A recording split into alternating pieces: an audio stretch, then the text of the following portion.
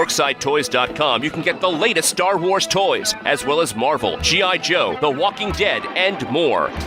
Run by toy fans, you can be assured your order will be given great attention and packed with care. Sign up to their social channels now for stock alerts, reviews, and toy and movie news. DorksideToys.com. You'd be a dork not to shop there.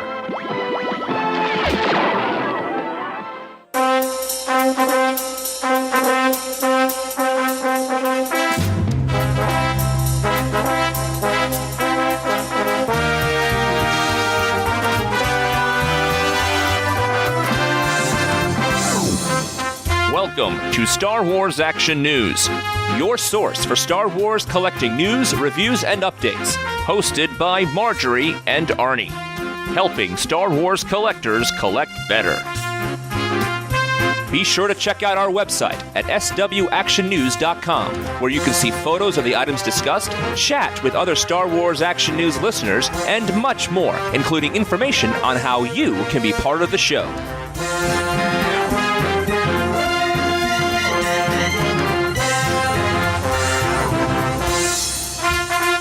Hello and welcome to Star Wars Action News Year-End Review.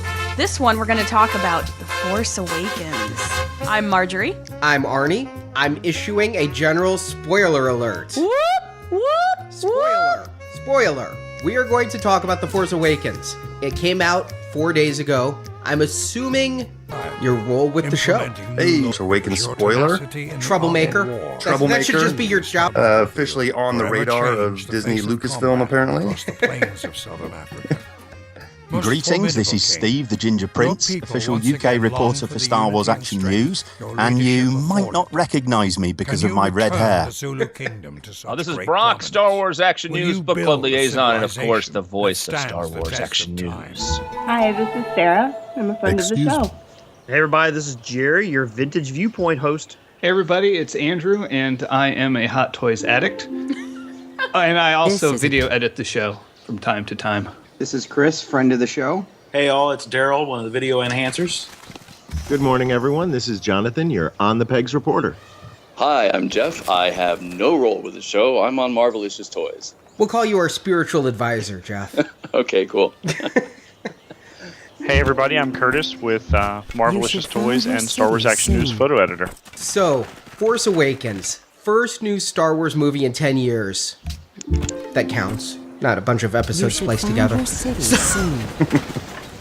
How excited were you guys? I know when I heard the news, the day of the Disney buyout, it was posted by Steve Sansweet, and I'm like, honestly, I looked at the calendar to see if it was April 1st, and I just had this moment of, that can't be. George said there were no more. It can't be. And when it finally hit me, it's like one of only 3 times in my life where I experienced like the sense of vertigo, like, you know, the Hitchcockian push and pull that happens in movies where it's like the background gets a lot closer and things just go weird. That happened to me legitimately when I found out there was going to be not just another Star Wars movie, but one every year. I mean, yeah, how could any of us from the original Star Wars generation not help but be anything but 100% hyped for this? I mean, coming into it, like you said, Arnie, when Disney announced that they were buying Lucasfilm, I was like, whoa, so this is not over. I mean, how many of us as kids were like, yeah, they're supposed to be 7, 8, and 9. And then as we grew up, it's like, yeah, that was rumors or whatever. But, you know, when we first saw that trailer, it was just a year ago on Thanksgiving. A year seems so long, but those first images made me so happy that Star Wars was coming back and it looked like Star Wars again.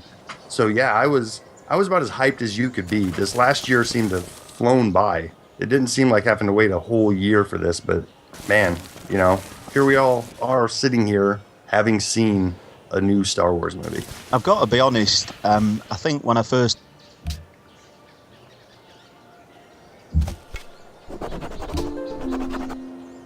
I have some information that may be of use.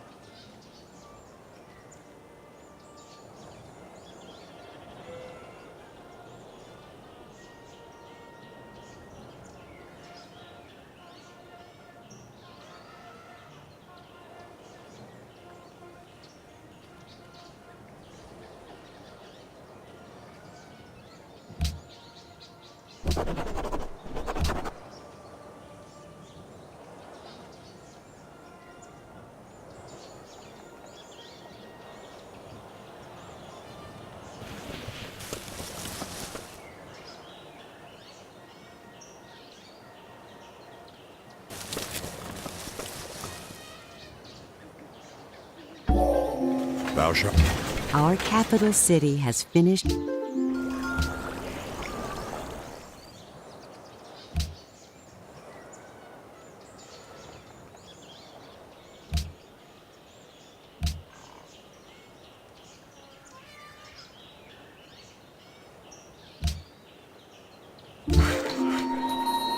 We have a worker, but have not improved any tiles yet. Ordered.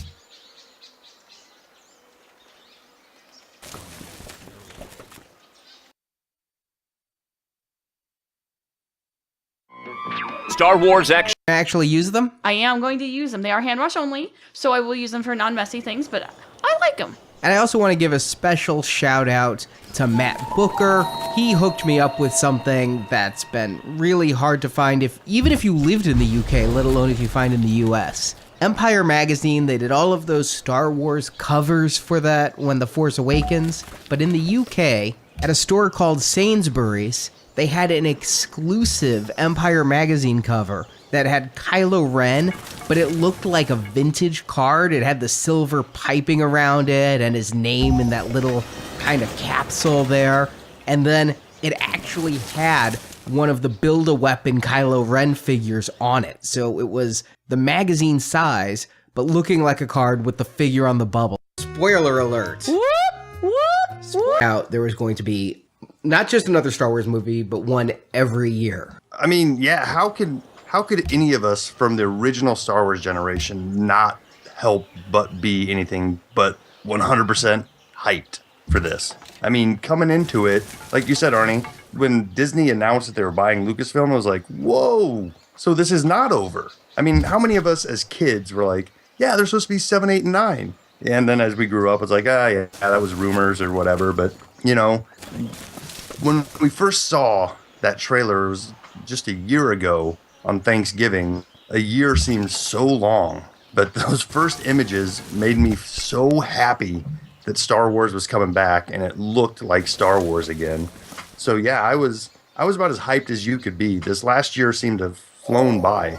It didn't seem like having to wait a whole year for this, but man, you know, here we all are sitting here having seen a new Star Wars movie. I've got to be honest, I think when I first heard the news, I was in a bit of denial. And when the very first trailer came out, I refused to watch it for 2 days because I was so nervous about what I was going to see. And that calmed down once I saw the trailers, and that changed into a bit of excitement. But in the week before seeing the film, on sort of Wednesday night, Thursday morning at the midnight showing, at the week before seeing it, I got really nervous again. And the actual day of seeing the film, I was really almost not wanting to go and see it. I was that nervous. I kept having to hum Yoda's theme to myself during the day just to keep my nerves in check. So it's been a bit of an odd ride for me, going from sort of nervous to really excited back to nervous again.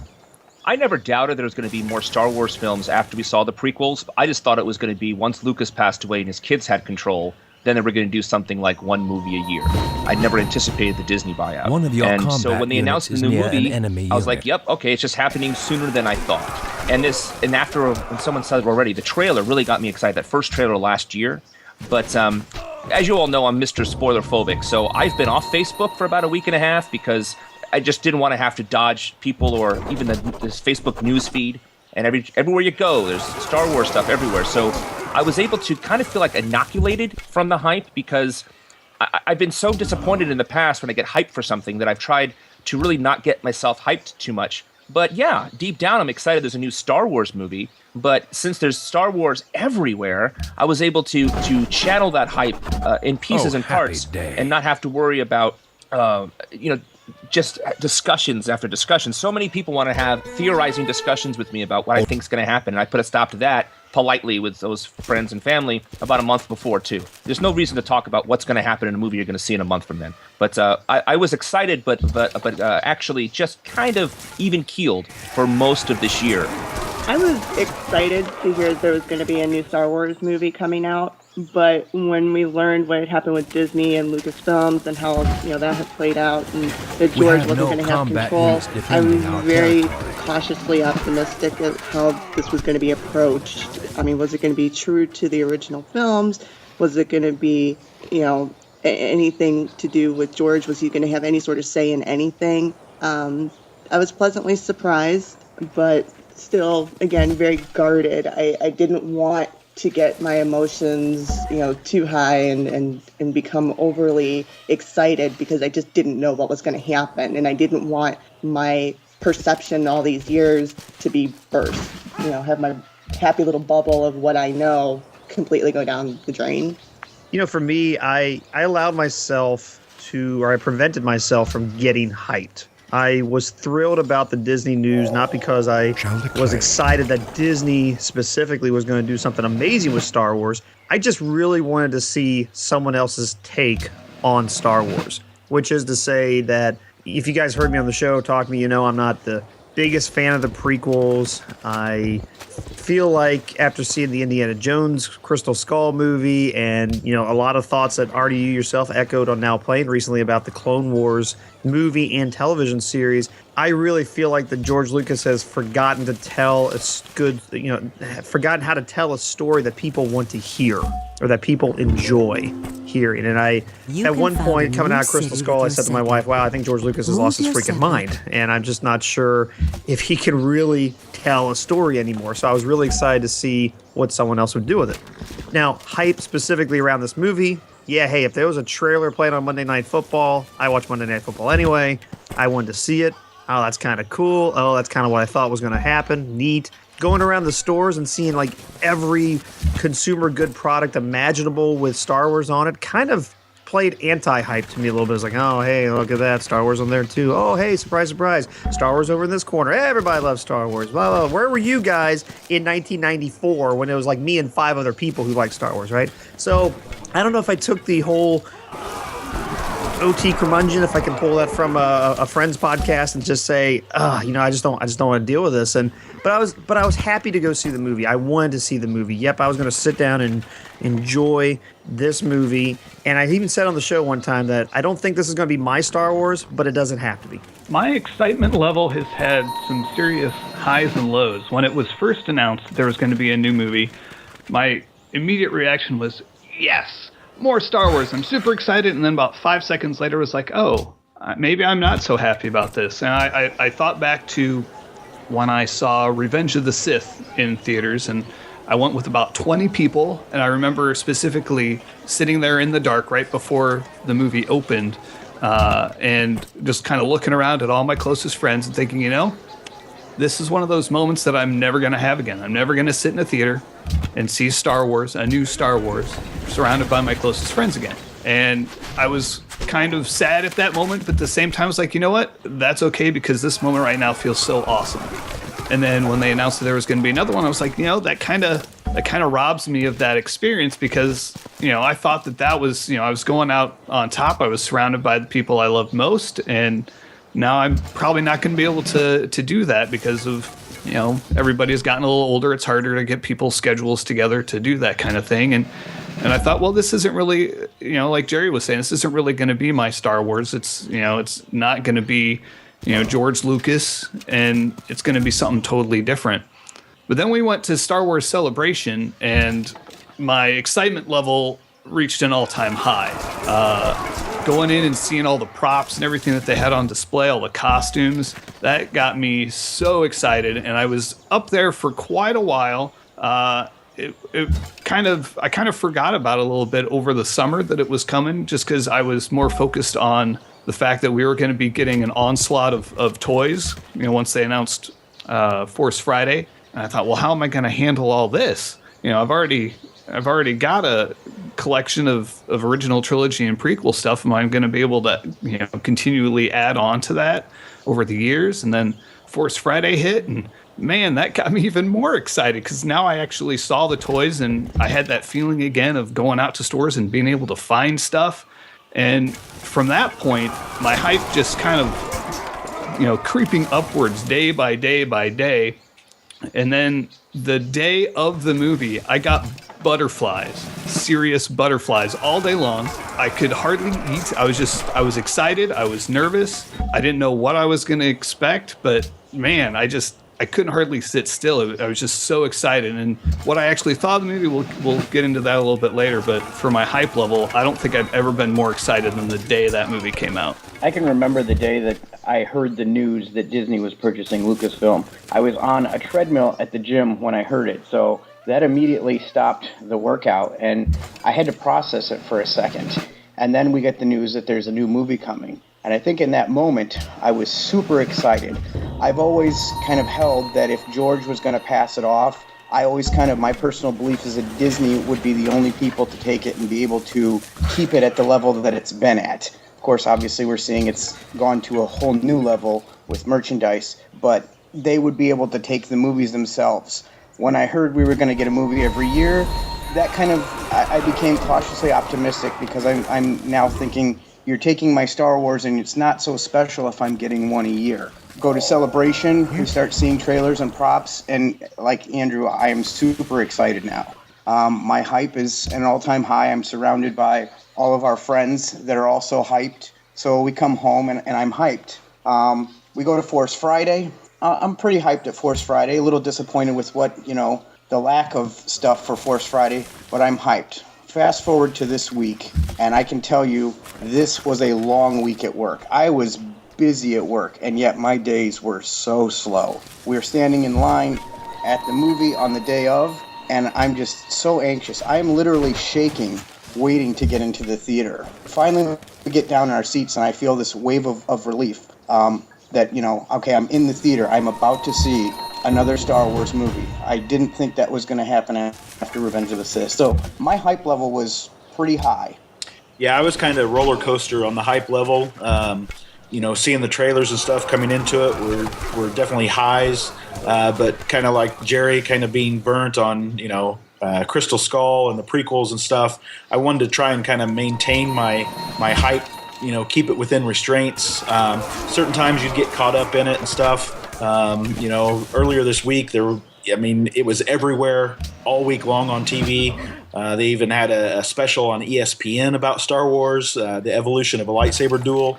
And, just seeing things like that it's spreading everywhere. I had texted Chris about a month ago or whatever, and I said, I don't know why the Force is awakening. It's been awakened a lot of us for a long time, but it's definitely spreading, and the hype definitely, kept it up there. I tried not to get caught up in it too much, but the last couple hours before the movie started, I definitely was hyped to see it. Well, I think I was of two minds from the very beginning. When the announcement was made that Disney had bought Lucasfilm and was going to be putting out more Star Wars, I couldn't even really answer people when they asked me what I was thinking about it. I needed to wait a couple of days before I could even sort of process this, because in some ways, like a lot of you, I had kind of put it to bed. Sure, we were getting things like the Clone Wars, and we were getting these little things, and there were always these rumors of different TV series. But as far as the movies, the overarching story, I thought we were done. Then I got cautiously optimistic. I thought, okay, well, some of the reports coming out is that they were using, some of Lucas's notes, and okay, maybe we could do something with this. And then I was excited when I saw the first trailer, but then in the direct lead up to the release of The Force Awakens, I got just so just saturated with everything everywhere and everybody talking about it that I actually found myself pulling back. Everybody's talking about Force Friday. For the first time, I wasn't planning on going. The only reason I ended up going out there to see it is because my daughter basically forced me. She said, "Come on, Dad, you've got to go. You always do this. Let's go." And she literally dragged me out. And then I'm looking at all the materials, everything that they're releasing, and I'm starting to get excited. But then the week before the release to the actual movie, I found myself disengaging again. And I was trying to figure out why. And I think it goes back to, for me, The Phantom Menace. I was so super hyped for The Phantom Menace. Then I went and I sat down, and I was disappointed. The Phantom Menace wasn't what I wanted it to be, and I was really afraid that that's what I was going to get again this time. I've been remaining cautiously optimistic about this movie. I was shocked when it was announced that Disney purchased Lucasfilm, and it felt kind of weird, I'll admit. And I was like, okay, another movie. Don't know that we need them. I don't know that we needed the prequels either, but they happened, and they are what they are. So I've tried to remain, a little bit distant and not get too hyped. I did attend the Force Friday events, which was fun because it was a Star Wars event, not necessarily leading up to a new movie event.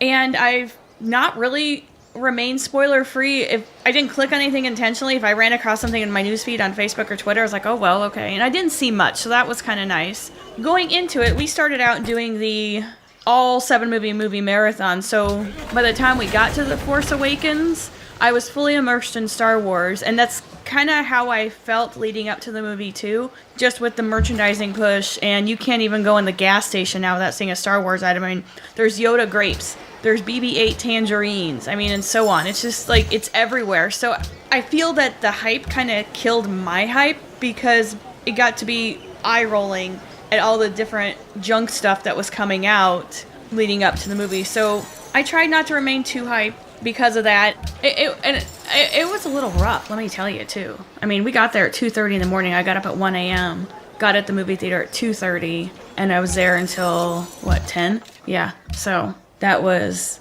interesting. Yeah, that just seems like a good way to quit smoking. Are you like Star Wars? Sit down and watch all of them now. Are you talking about movie flaws or person flaws from the people sitting around you? Oh, well, the guy next to me needed some freaking breath mint. I don't think he showered nor brushed his teeth. The number of people who came in pajamas was honestly astounding. However, I felt really bad for the guy in pajama pants standing in line to use one of the filthiest stalls in the world. It was clean when we started, but pajama pants, they're just going to bunch around the bottom and soak up urine. Oof. Yeah, it started to look like a war zone in the theater and in the bathrooms after being open so long. Well, back in the early 80s, there was a newspaper comic strip, Bloom County, which I was a just major fan of. And they did a Star Wars parody. It ended with one of the main characters, Binkley, talking with George Lucas, saying how they had another 6 chapters, they should get to them all in about, by 1998. Binkley takes his lightsaber, decapitates George Lucas, and then says that Jedi Knights don't wait 15 years for a sequel. And I was on board with that theory.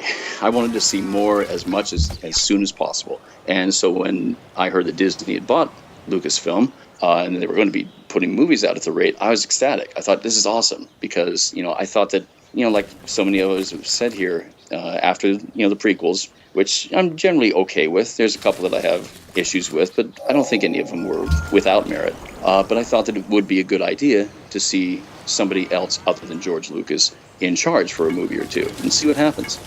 So as the first trailer came out, I watched it probably a dozen times or so right off the bat, like everyone else. And that's kind of it. Whenever a new trailer would come out, I would, look to it, see it a bunch of times, as much as I could online. But I wouldn't be hunting things down like, hey, there's a new TV commercial that shows, 1 or 2 more scenes. Those I kind of, because if you try to keep up with those, you're getting really, literally into the 20s in terms of number. And to me, the more I see about it, then I start to build it up in my head. And that generally turns out to be a bad idea. So I just sort of stick with what is an actual trailer, and then just what I happen to come across. I just don't search for stuff anymore. As the movie was getting closer to release, my coworkers, friends at work, were getting more and more interested in it, and I was, slowly becoming more and more aware that, hey, this is just around the corner.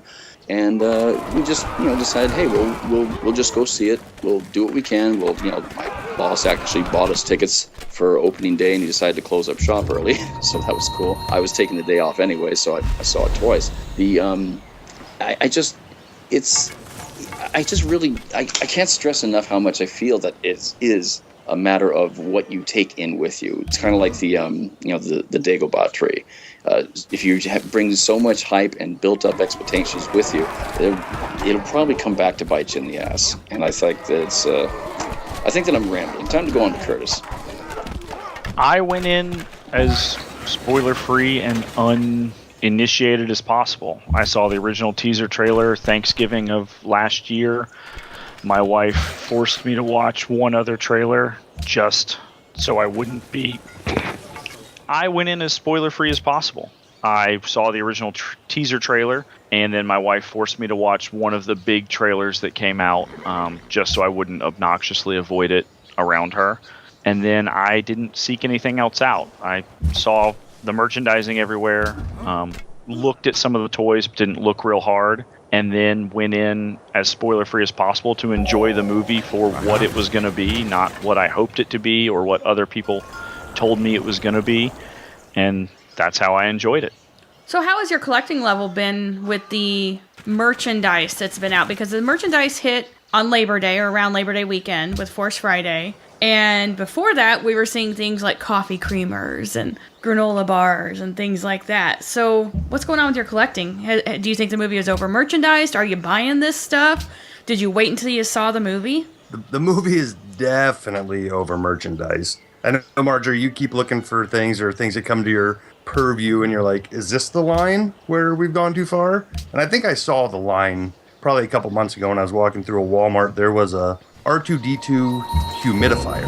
I'm like, what? And what does that have to do with anything? But all right, put R2-D2 on it and sell yourself a humidifier.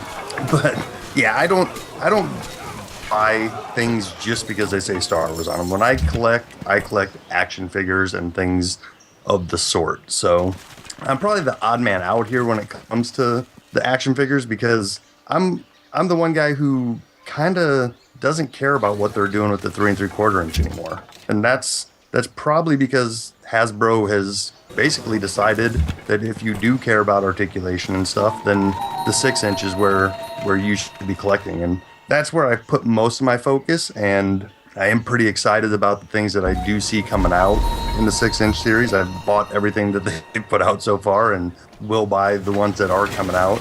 But, you know, I do look at the 3 3/4 inch series every once in a while. And every once in a while I pick up a thing that I didn't know was not supposed to be out there and stuff like that. But for the most part, it's 6 inch collecting for me. And I have to say, I did jump into the Hot Toys pool. And I have a Stormtrooper coming pretty soon. I think that's shipping. And I have a Captain Phasma on pre-order. So I'm pretty excited about both of those. Oh, and Figuarts. There are Figuarts coming too. And I've become quite attached to my Figuarts collections. So I'm pretty excited about those coming too. It was most definitely over-merchandised, without a shadow of a doubt. But you've got the line wrong, Justin. It isn't the R2-D2 dehumidifier. It was a net of oranges, a bag of oranges that I saw with a BB-8 branded label. So for me, fruit, Star Wars fruit, that's the line. So incredibly over-merchandised over here in the UK, just as it has been in the US. My collecting level has been reasonably high. Of course, I went to Force Friday. That was an absolute bust. If you remember my contribution to that podcast, there was little to be found on the pegs that night.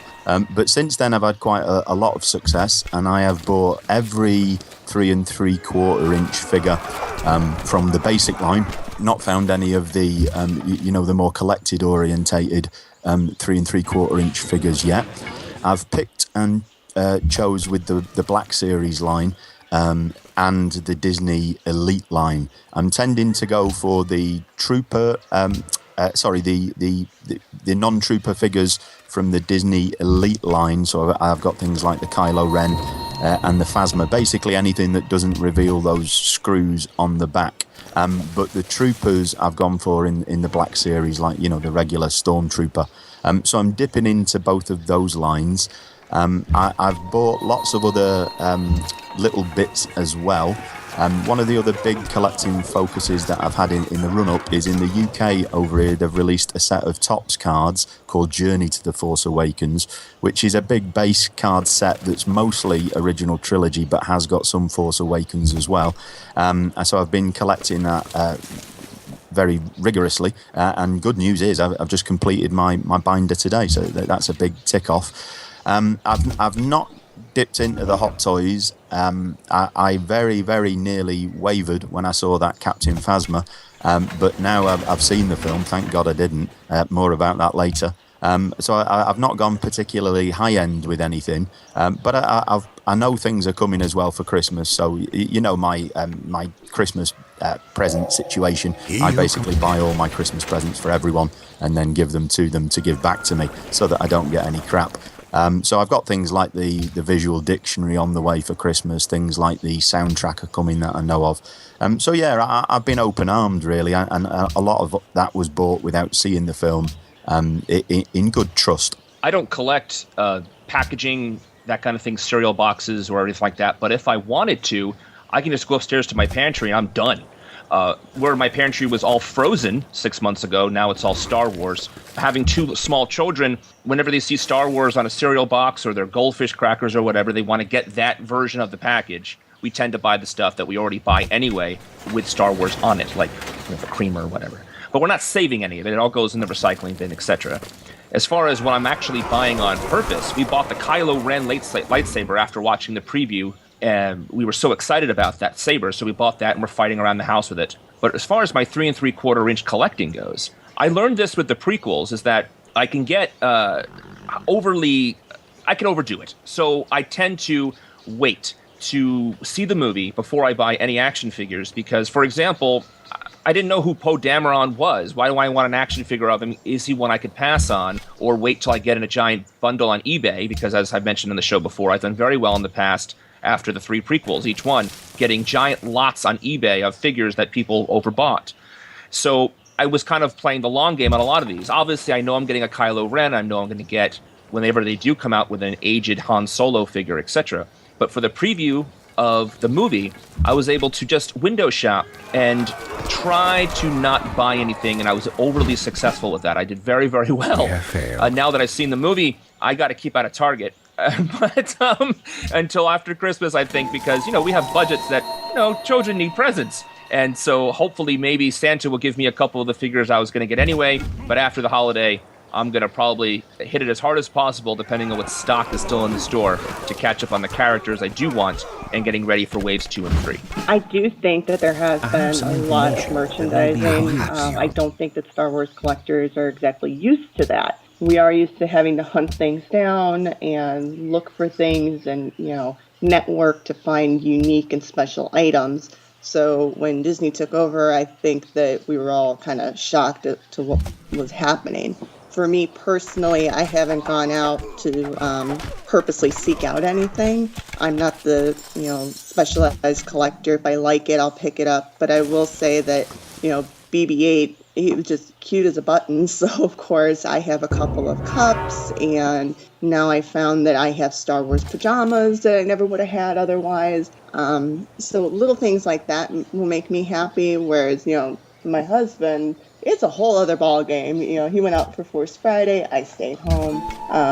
But I just think it's not something that the Star Wars community, collectors are exactly used to. We're not used to having so much so fast thrown in our face. And it's just going to take some getting used to. Yeah, if you guys know me, I very much focus my collecting on original trilogy. I own very few prequel items anymore. I bought next to nothing on Clone Wars animated, bought nothing on Rebels, and I'm pretty much holding to that line on Force Awakens. I went out to Force Friday, for instance, and I just wanted to see what was out there. I wanted to see what the buzz was with the other collectors and just people out and about at midnight, and I went out intending to buy only one item and came home with 4, which wasn't too bad. I wanted to get that Nerf Stormtrooper gun, which is silly because I can go buy it right now. It's not like I had to get it on Force Friday, but I thought it was kind of cool. And I was like, hey, if I see that and I don't have to get in a big line, I'm definitely going to buy that because we do little Nerf gun battles just in the house, and we play those all the time. I picked up, though, the 3 3/4 inch 5 POA figures of Kylo Ren, Captain Phasma, and a First Order Stormtrooper. So I bought those 3 figures. And up until yesterday, after seeing the movie, I went out and picked up a few other items. I wanted the soundtrack. I wanted to get the Infinity 3.0 figures from Force Awakens because I play that game. I enjoy it. I just like to have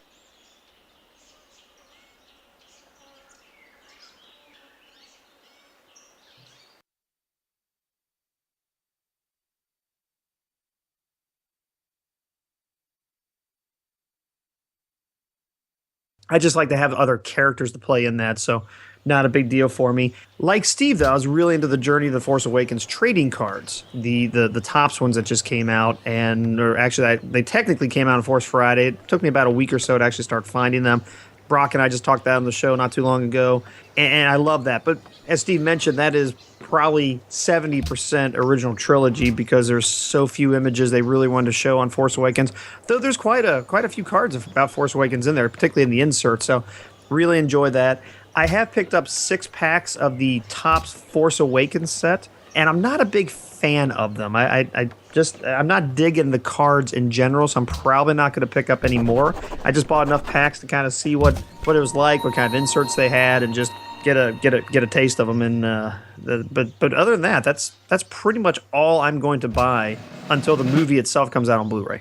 Yeah. So at the top of the show, I stated that I'm a Hot Toys addict, and that has remained true. To date, I have pre-ordered all the Force Awakens Hot Toys that have been announced, just because I think they look amazing regardless of the character in the movie and how much screen time they get. I think that they're going to be worth the purchase and they're going to look amazing on the shelf. So I went ahead and pre-ordered those. The only one I've gotten so far is the Squad Leader, which you can see an unboxing video of on our YouTube channel. But it's amazing. So I feel confident that I'm going to be happy with the rest of them.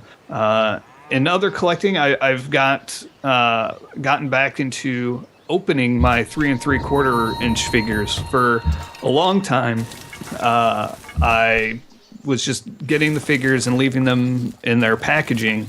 But for some reason, I don't know if it's because they're going back to the 5-point of articulation and it's taking me back to my childhood, but I'm tearing those things open and I'm getting them out and I'm playing with them with my 3-year-old and we're just having a blast with those. So I've gotten all of those that I've seen so far, and also the 6-inch Black Series as well, just because I think that those have in the past been really good. The Force Awakens ones have been a little hit and miss as far as quality control goes, but that seems to kind of be across the board Hasbro wise. But so focusing on the 12-inch line from Hot Toys, the 6-inch line from Hasbro, and the 3 3/4 inch line from Hasbro.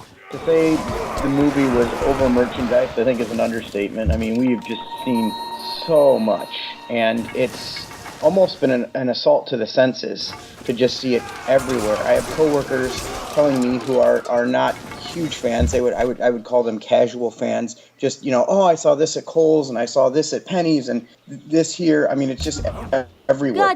So it's definitely been over merchandised. As far as my collecting goes, I've been picking and choosing when it comes to The Force Awakens. I didn't want to go out on Force Friday and buy everything, so I just kind of stuck with the figures that I thought I would like the most. Not from a character standpoint, but from just this figure looks really cool. I'm pretty much all in on the 6-inch, so I've kept up with that, and then I'm picking and choosing on the 5 POA. I will eventually pick up a couple of the super articulated, probably the Kylo Ren and the First Order Stormtrooper. I'm kind of hoping if I wait, I'll get a discount because I still think that those are pricey at $13 a piece, a little bit outside of what I want to pay. But I've been pretty reserved. I'm into the Disney Infinity game, and so I'm starting to pick up those pieces as well. But other than that, I've been really careful to kind of pick and choose. I think we've talked about it before. Space is a big issue, and having 6 other movies that I've already collected for, it gets to a point where it's like, how much more can I collect before I have to buy or rent something bigger so I can store my collection? I've held off, kind of waiting to see what the movie was like and everything. Not sure I'm still going to go out and buy too much. Kind of more focused on original trilogy still in my collecting, so not too much there. I will probably get the Disney Infinity as well. I might buy a couple of the helmet pieces that are supposed to be coming out. Really like the helmet designs of the new movie, so we'll do those. But as far as figures and anything else goes, I haven't bought anything yet that is true Force Awakens. I have gotten like a calendar or something as a gift, but other than that, just a few pieces here and there. I have resisted buying every single thing with Star Wars on it. The rule we kind of have in our house is if it's like an ancillary item, not part of the collection, like, you know, the action figures and things like that, if it's got the generic clip art on it, it has to be really, really cool item for us to purchase it. And the clip art seems to be used and reused and overused, so it makes a lot of things like the BB-8 Cheez-It little snack pack that fits in your car cup holder an easy pass because it's a clip art you see every 5 feet in the grocery store.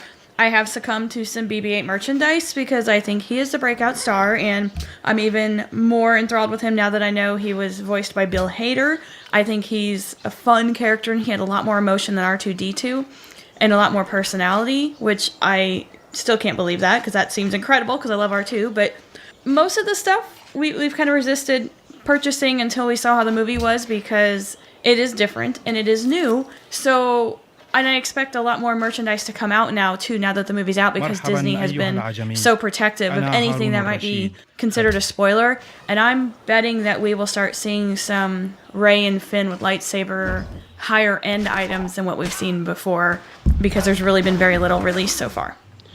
You know, I have to echo what everyone else is saying. The idea that The Force Awakens is over merchandised, well, it's hard to go outside your home and not see it. I think that's the direct impact of Disney's involvement in the brand. I mean, we go back to when Disney purchased it, and one of the things that they were quoted as saying is that they always felt that Star Wars was under merchandised.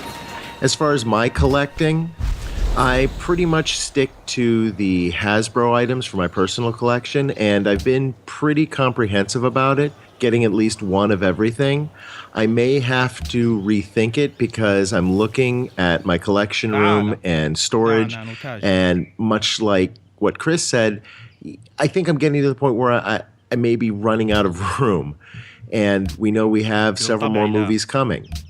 As far as the quality of the items that we've been getting, I've been somewhat disappointed. I think the exception is the 6-inch line, but even then, I'm getting kind of selective looking at paint apps and things because they're putting out so much and it's coming so quickly that the quality just isn't there.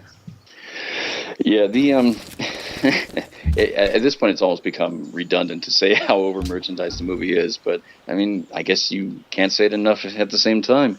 The Full Force Friday thing, I went to that when I had a break at work, and it was too late in the day. Pretty much all figures had long sold out. But there are other things like the titanium ships, the Hot Wheels ships, some of the other, the trading cards that were out. But that's when it really did hit me just how much crazy merchandise was out there, because that's all that pretty much was left. I mean, things like, the lightsaber barbecue tongs, the Chewbacca coffee creamer, the BB-8 Benoit balls. I mean, the list just goes on and gets more and more ridiculous. So when I was able a few weeks later on to start finding things in stores, I stick to the 6-inch Black Series, because that's, now that the 3 3/4-inch figures are either have so little articulation, even though they really do have really, really great sculpts, in my opinion, or if you could find them, the Black Series 3 3/4-inch from earlier, or the new Walmart exclusive ones. But then again, those are all, $13 or so, and it's at that point, it's like, well, maybe I should just spend the extra $6 and get the 6-inch version. But it really did put me in kind of a position where I seriously do have to start looking at what to get and what not to get. I have to, when a new Black Series figure comes out, I have to look at it and I say, well, are they going to be putting out an SH Figure Arts version of that? Which is, granted it will cost more, but that would be the version that I would like. So when something like that comes out, Kylo Ren is out there, he's finally shipping, so I made the choice to wait until I got that. And then I made the choice to buy him in the Black Series 6-inch version when I finally found him, because I am weak. As far as the other stuff, it just really became a matter of what's available to me at the time, what's not, how much money I have in my pocket at the time. I pick up the Infinity figures when I see them. I don't play the game. I just like the figures themselves. I don't have that many. I think I have, 4 of the Star Wars ones and a couple of Marvel ones. I pick up the Hot Wheels vehicles, the actual vehicles, not so much the cars.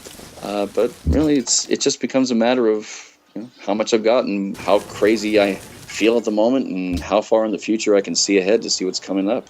And everyone says over merchandised. A lot of these products we're talking about, the Cheez-Its, the coffee creamers, they're disposable goods. It's things most people, especially with school-age children, are probably buying anyway.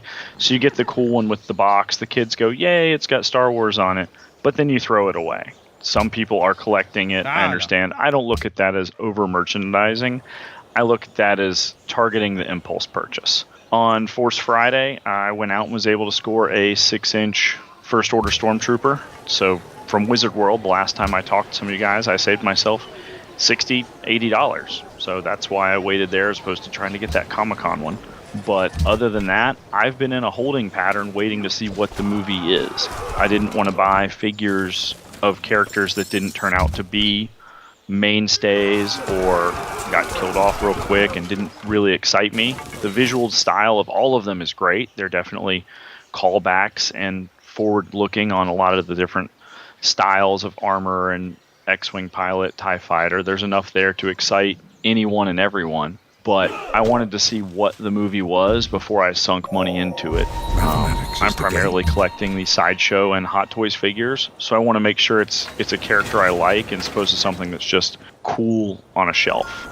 Well, now we've all seen the movie. How many times have you seen it, and what were your first impressions? Well, as of this recording, it's been 2 days, so I've seen it twice. And I may be seeing it again before the weekend is out.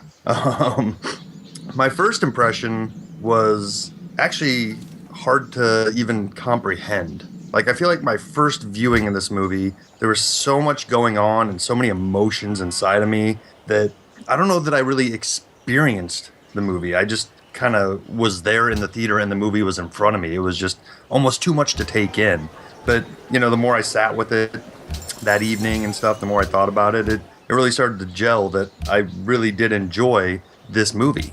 And by the second time I saw it last night, I think I really, really love this movie. There's just so much Star Wars-y goodness in it. And I don't know, like, I mean, obviously it's so new that I can't rank it amongst where it lands in all of my Star Wars fandom, but as of right now, it's definitely above all of the prequels. And it's probably above Return of the Jedi for me right now. Of course, we got the film before you Americans here in the UK. We got it a day early.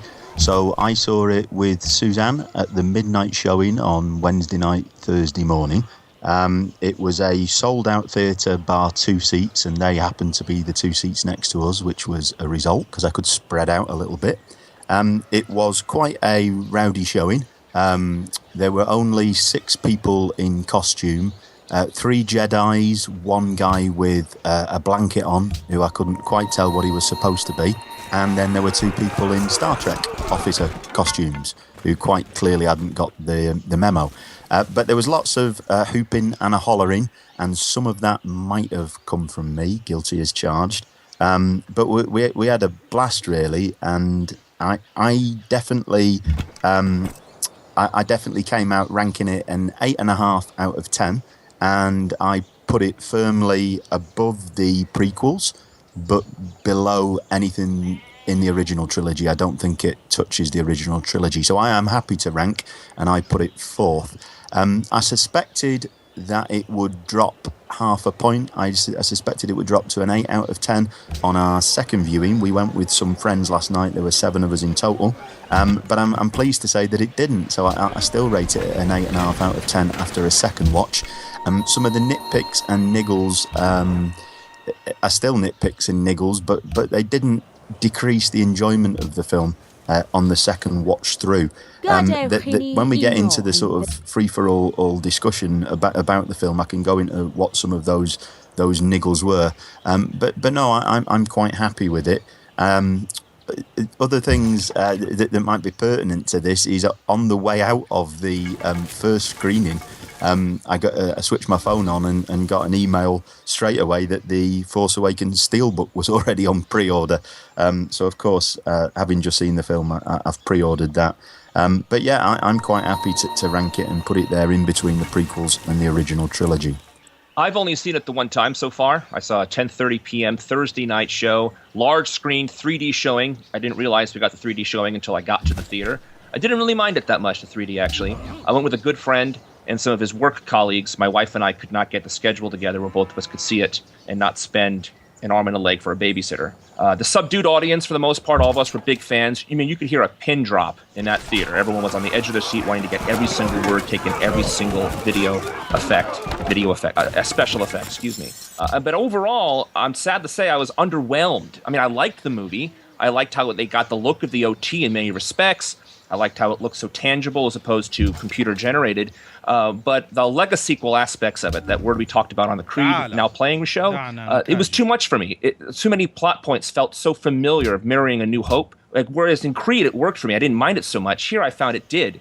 And I know they freshened up a bit with changing the characters around a bit and splitting things up. And we'll talk about all those details in a few. But it was just too close to A New Hope for me, and I think more casual fans are going to enjoy this movie more than me, the mega fan, because, well, also, for example, and I won't get into too much detail, but the reveal of Kylo Ren, for example, I read a whole book series about that, so even though it was different in detail, it's basically the same idea, and it's the right choice to make for story. I agree with the decision here, but I wasn't shocked by that. Because, and then after that, everything kind of fell into place. It kind of got predictable for me, etc. So, well, again, it's a good movie.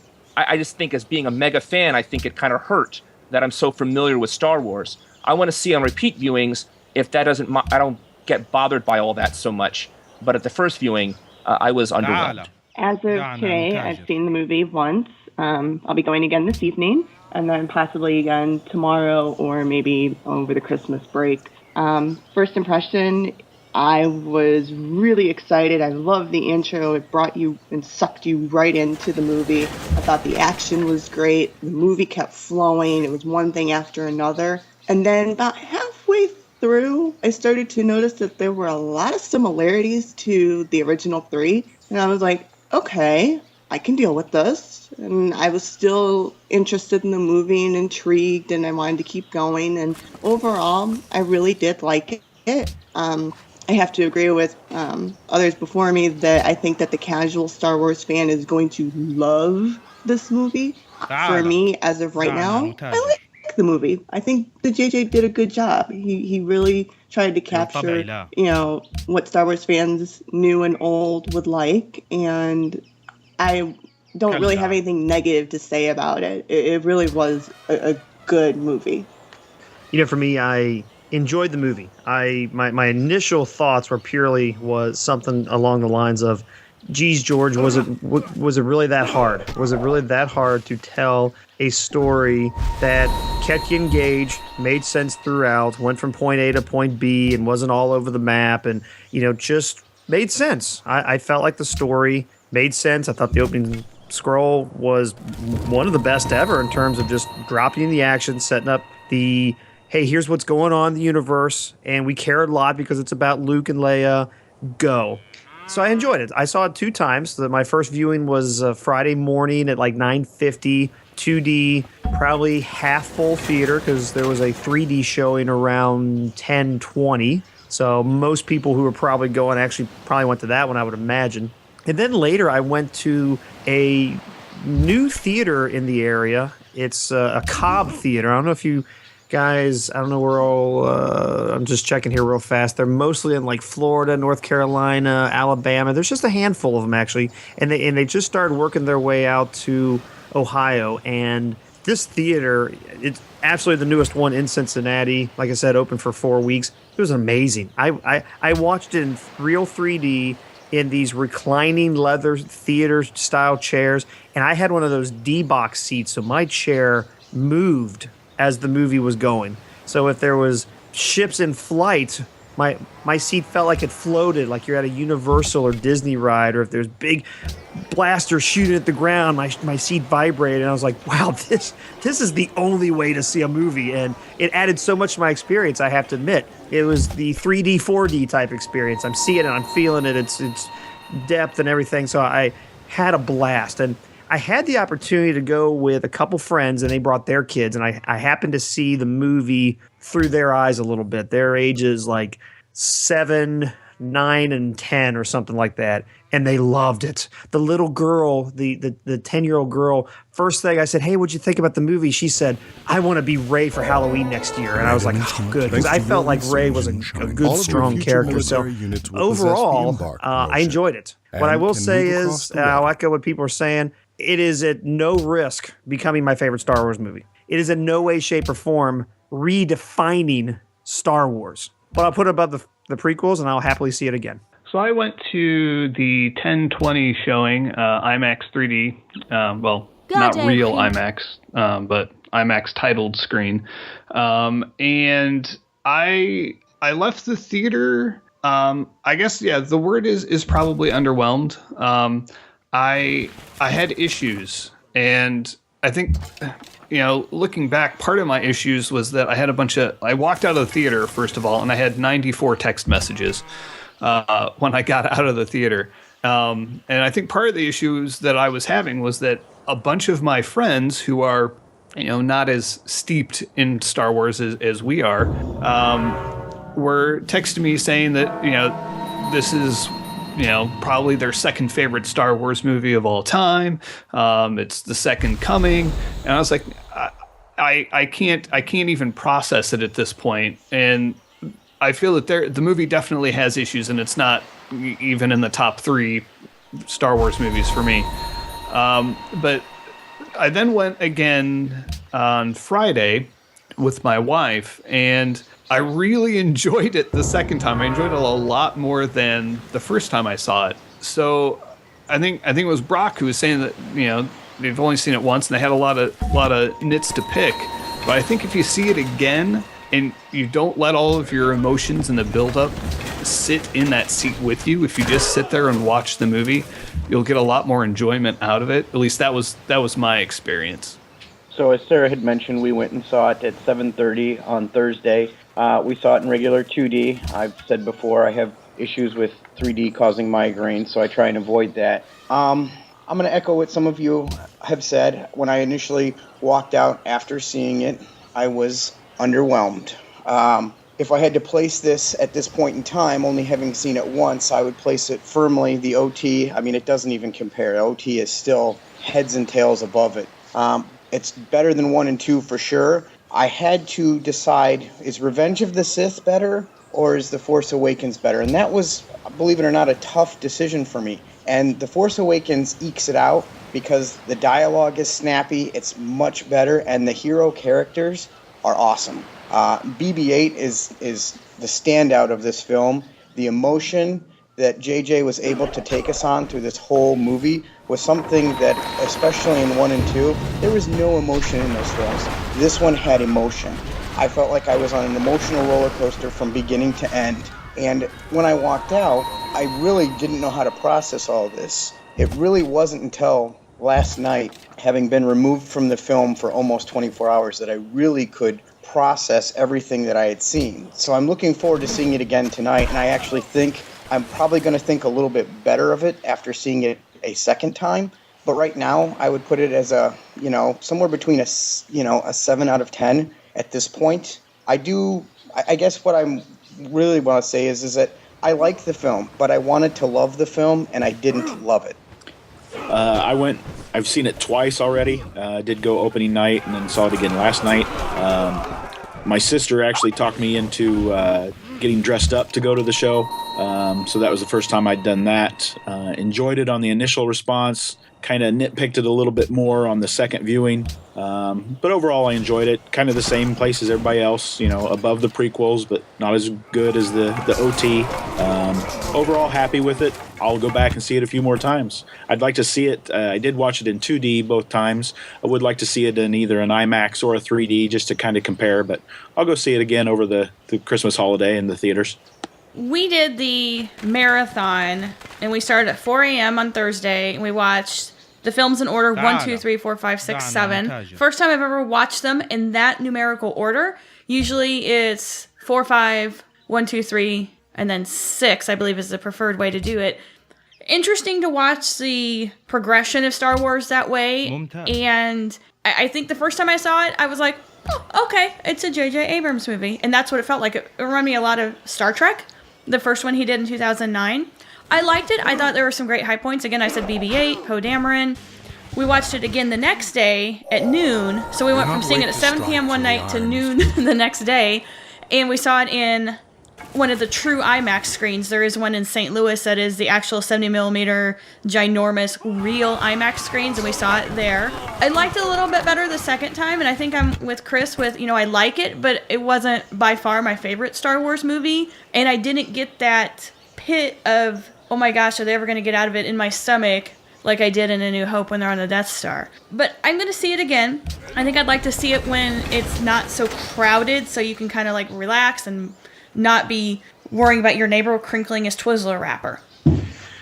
So I've seen the movie 3 times. I went to a 2D showing with my 2 boys and my wife at about 7 o'clock on Thursday.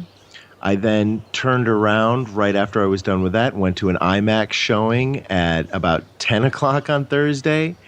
And then the next day, I saw it again Friday night in a 3D showing. And again, I was going in there with some real apprehension. I wanted to like it. I wanted it to be good. I wasn't sure what I was going to get. And I was really pleasantly surprised. I enjoyed the movie. As far as ranking it, I'm not sure. It's somewhere between Revenge of the Sith and Return of the Jedi. I think that there was a lot going for it. It was a different feel, but once I got over that, I think I was okay. And what's more for me is I got to watch it with my boys, which is something, when I go back to my own history, that my dad took me to see Star Wars, and me being able to take my kids was great. And they loved it. They really loved it. My boys were excited to go back. They've seen it twice. And that's what made this, for me, a really, really enjoyable experience. On the other hand, my daughter hated it. I saw the movie twice, both yesterday on Friday. I saw the first one at 9 a.m. at the Regal Cinemas around here. They have a theater called RPX, and I look at it as kind of the next step below IMAX. If you can't get into the IMAX screening, RPX is the type of screening you should try to go for. It was a 2-dimensional projection, and I thought it was really, really good. I wasn't going in expecting to have my mind blown. I wasn't going in expecting to be disappointed either. I really enjoyed it for what I saw at the time. It was very apparent that, yes, this is very much a retelling, but I thought it was just so well done that I could overlook that. Aside from it, there were some small things that I think were kind of nitpicks that really overall didn't affect the overall movie for me. So then after I saw that, I drove up 28 miles to a theater in Brea, where I met my friends from work and saw it a second time, this time in 3D. And I got to say that I enjoyed the movie even more, and I actually kind of appreciated the 3D of it. I'm not a person who has a problem with 3D or goes out of his way to see it. If it happens to be the showing that fits into my time schedule, great. If not, great. And again, the second time, it didn't, even, obviously knowing what was coming up, and I guess you could say you kind of knew what was coming up the first time you saw it. It just impressed me. In a way, I think it's kind of an achievement that something like that can be so really almost note for note retelling of something can still bring out a good positive response in me, and hit those notes and be able to do this stuff, but yet not seem boring to me. I think that's something worth noting, and I will definitely be seeing this again in the theaters and absolutely buying it whenever it becomes available on Blu-ray. And I've only seen it once. I saw it opening night at my local IMAX-ish theater.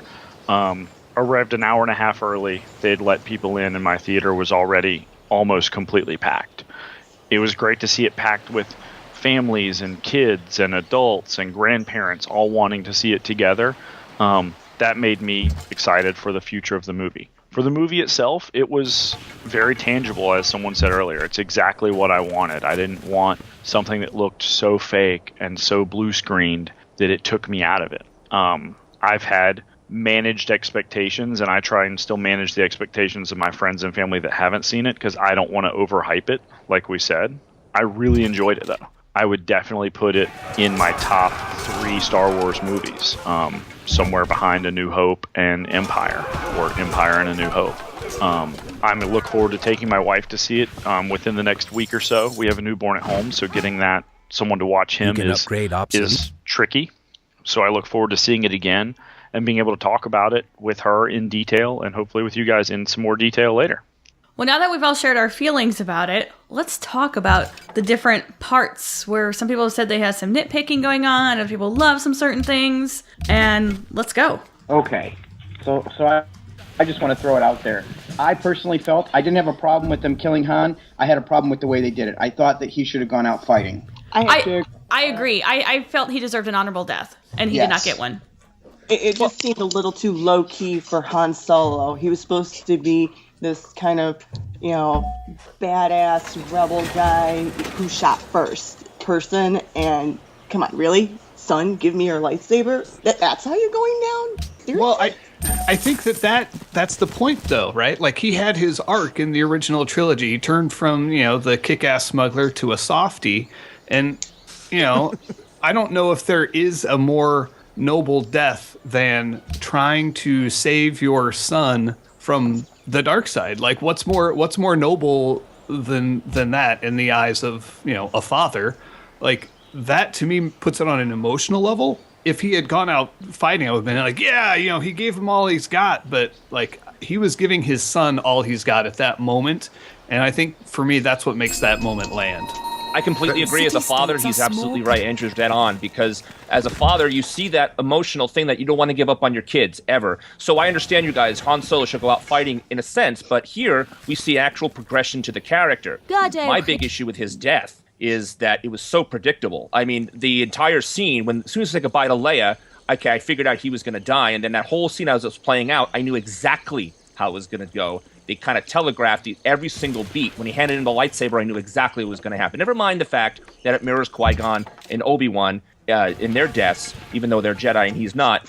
The whole point of they just telegraphed the entire thing. But I agree with Andrew that it was definitely a stronger choice for Han Solo in that sense, because, going out fighting, Chewbacca will go out fighting. And Han Solo needed this emotional effort to try to appeal to his son. My only issue with that scene is, why didn't that walkway have railings? Oh, I worried about that too. The hallway that they come out of had railings. Why didn't they just continue the railings all the way across the deadly chasm? It's the Death Star design. The Death Star had no railings either. Yeah, perhaps it went over budget on Starkiller Base. If you don't have railings, you can't fall down a big empty shaft, and I think that's a Star Wars-ism. I think of all the characters who've fallen down a big shaft, and there had to be no railings for that to occur. I agree with Brock. I was quite happy with his death, even though it was so transparently coming. As soon as he walked across that walkway, you knew it was coming. But no, I was quite happy with the way he went. What I really want is like Brock said, for Chewbacca to go out fighting. What got me is how little Chewie really got to mourn the death. I mean, we didn't see Chewie and Leia mourning that death together. It was all sort of brushed over quite quickly and on to the next bit. I really would have liked to see a bit more sort of reaction after he died. What did you guys think of Kylo Ren? I get the feeling that off screen he's somebody who's cutting himself, a bit of an emo. Wow. Serious tantrum issues. Go ahead. I really like what they're doing with this character, because we've seen powerful Jedi, we've seen conflicted Jedi, we've seen powerful Sith, we've seen conflicted Sith. Now we see somebody who is out there kind of on his own without any training towards the dark side, from what we can tell. And from what we can see visually in the movie, he wants to be as powerful as Darth Vader. And yet, I don't think he knows that he's more powerful than Darth Vader. He's doing things that we've seen nobody else do, yet his emotions don't allow him to control his power. So I think from that standpoint, it makes for an interesting bad guy character using the Force. I think by the time this trilogy is over, I think Kylo Ren is going to be a more interesting villain than Darth Vader ever was. I mean, Darth Vader was evil for evil's sake. When we saw the original trilogy, we know the backstory now with the prequels, but I think Kylo Ren's going to be more interesting to watch on screen. And when he took his mask off and you see that he's, just a regular guy, he's not all disfigured, and he's got this lovely flowing black hair. Like, it's not what you would expect, because Rey is saying, basically calling him a creature, under a mask, and he takes it off and say, oh, he's not a creature, he's, a normal guy. He's beautiful. He's beautiful. He's got flowing black hair.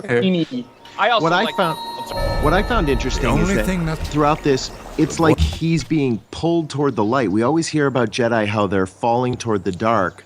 It's the other way. He keeps feeling the pull of the light and is trying to resist that, which is a completely different take than we've ever seen before. Well, I got the impression that he was trying to be more powerful on the dark side than he actually has the affinity for. See, whereas Rey seemed the Force came absolutely naturally to her without any effort, whereas he keeps struggling because he doesn't have enough power. It seems to me that that's the aspect I got more. I love what you guys are saying about it, and that's wonderful that we're not all of us are in agreement about what's going on with Kylo. Maybe I'm the only one who feels this way, but I felt that he wants to be more powerful, but his connection to the Force is too weak to allow him to be more powerful. I loved Kylo Ren. I love the temper tantrums and the anger issues. You can see, that's the dark side. But I don't know if any of you guys picked up on this on that catwalk when he kills Han Solo. The sun. The sun that's being sucked into Starkiller Base to power the weapon, it lights him. So he's lit like in red and blue. And when that sun goes away, he's completely lit in red, which I thought was awesome. He's got that conflict there. Like, I don't know if I want to kill my father. And then he decides, yes, I am going for evil. So he's so conflicted. And like Justin said, we saw him hold a blaster bolt in the air for a long time and then release it. He's doing stuff we've never seen. So there's a lot going on to him. So I'm very interested to see where they take him. And I love the fact that by the end of the movie, JJ made me hate him. He's definitely got some groovy new powers. I did like the way he sort of trapped people dead in motion. They were sort of frozen rigid. But I think there's a redemption arc going on here. I think we're definitely going to see him across 3 films go to the light. Otherwise, they wouldn't have brought this question mark in. But I did like his temper tantrums.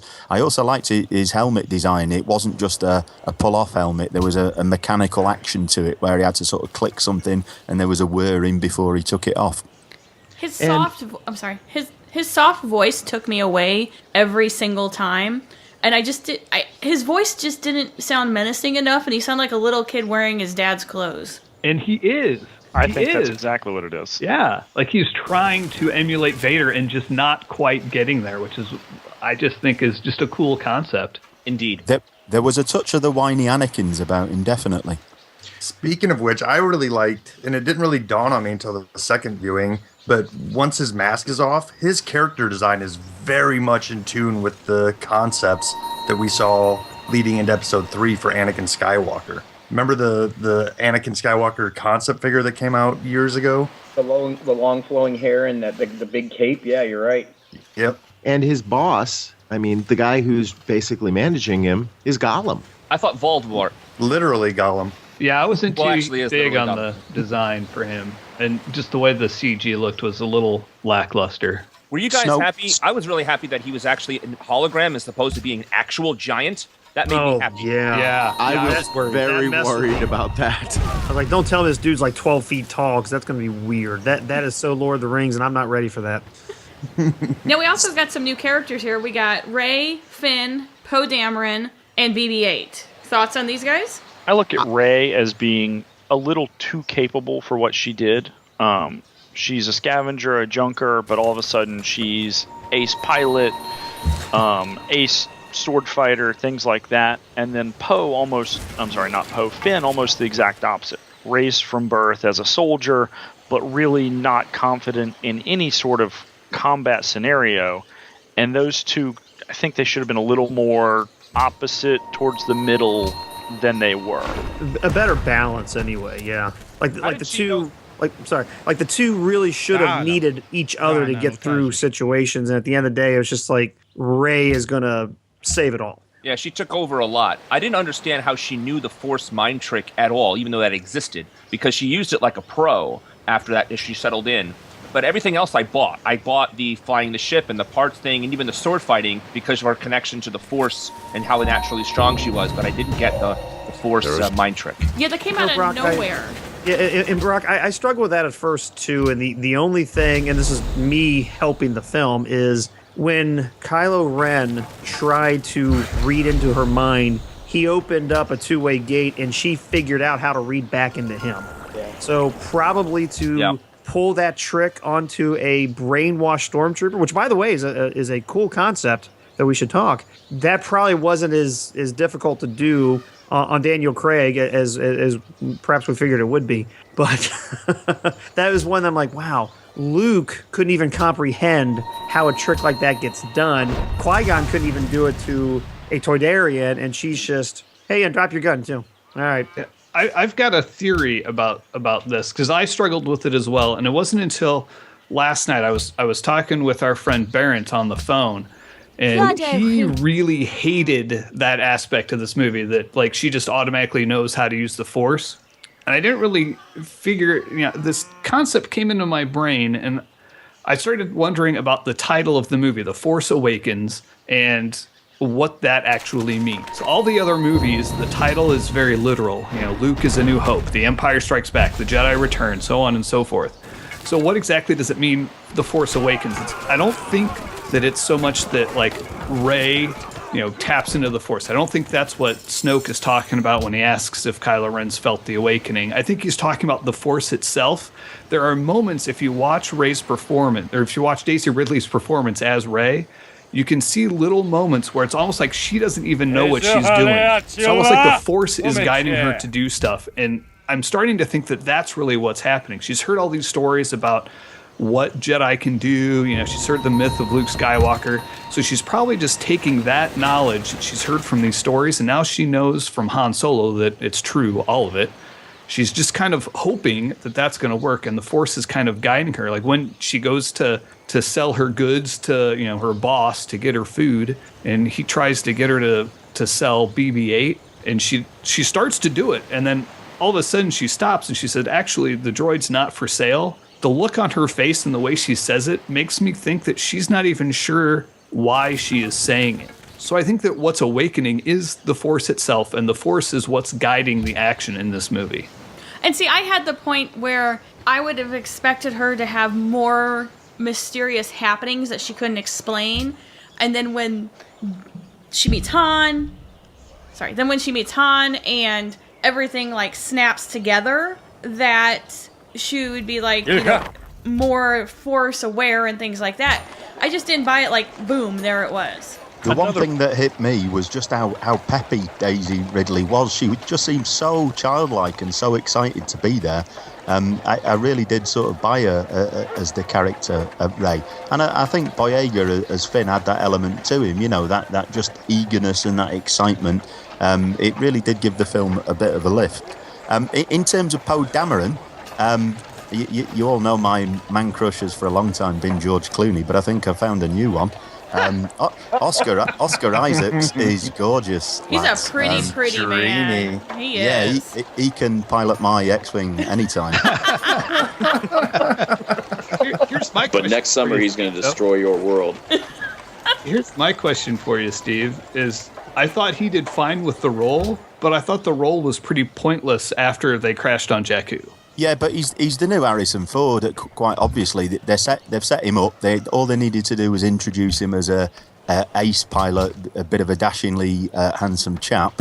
And I think we're going to see a lot more of him in episode 8 and 9. They definitely are going to be a trio of stars. Boyega, Ridley, and Isaacs. And I think he will have a much more extended role to come. Like I say, I definitely think he's going to fill the Harrison Ford void. I thought he was more Wedge Antilles than he was Harrison Ford. I think that they're going to have Finn be the Harrison Ford eventually, but I got Wedge Antilles much more over Poe. Though I felt the way that Poe left Jakku and got back up with the Resistance completely off camera with a dropped line was weird.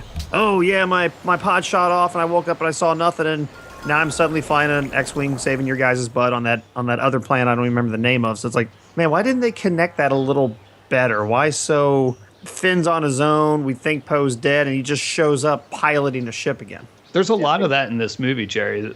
There's a lot of stuff like they throw you in the action throughout the entire movie. They're really trying to emulate that feeling from A New Hope, where they just throw you in and don't ever give you an explanation.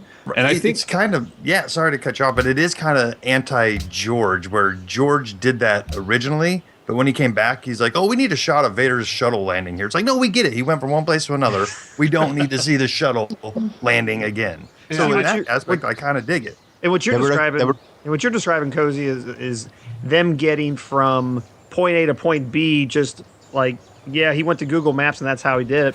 I am talking about a major situational change of like, why didn't we see that, or at least get a better explanation? They were after the droid, not after him. By that point, they already knew that he didn't have the information that they wanted, and the droid was the MacGuffin at this point. And they also even went to the point to mention that he might have just not have survived when, Finn was talking to BB-8 to tell him what happened to him. So I think at that point they just, maybe they're just, nobody saw a body, obviously, but, I think they're just saying, hey, this guy may be dead. He shows up. Great. I thought there were a couple of big brother, little brother moments there as well with him and Finn that again made me think he is going to be the more Harrison Ford type role in the future.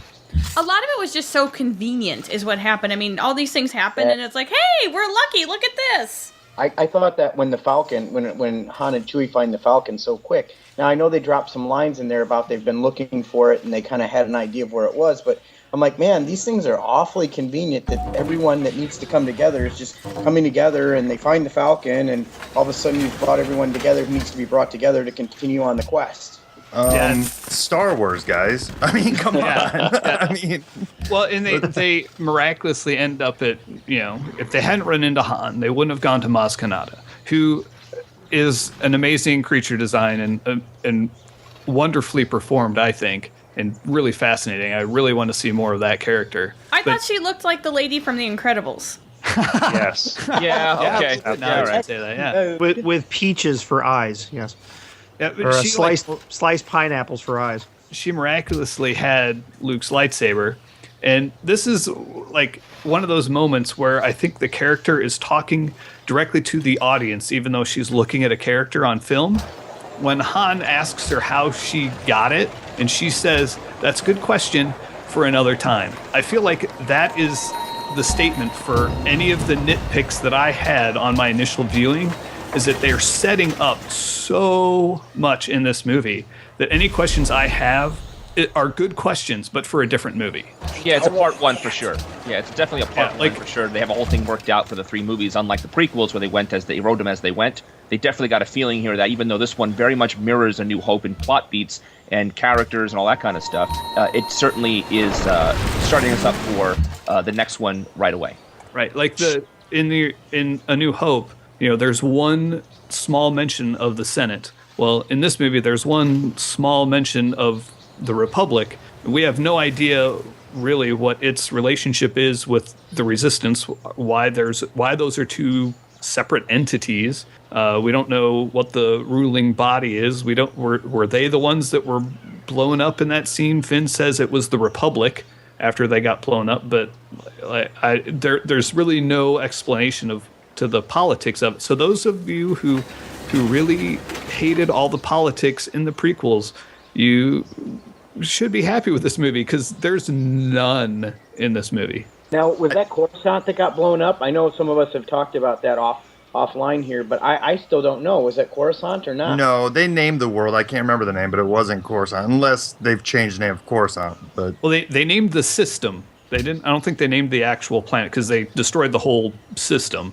But yeah, we don't know what that planet was. But it lacked the emotional punch of Alderaan because you didn't have anybody begging and saying, no, they're peaceful people, that kind of thing. And you lost that impassioned plea and they just blew up something in space. Yeah, that was my wife's planes.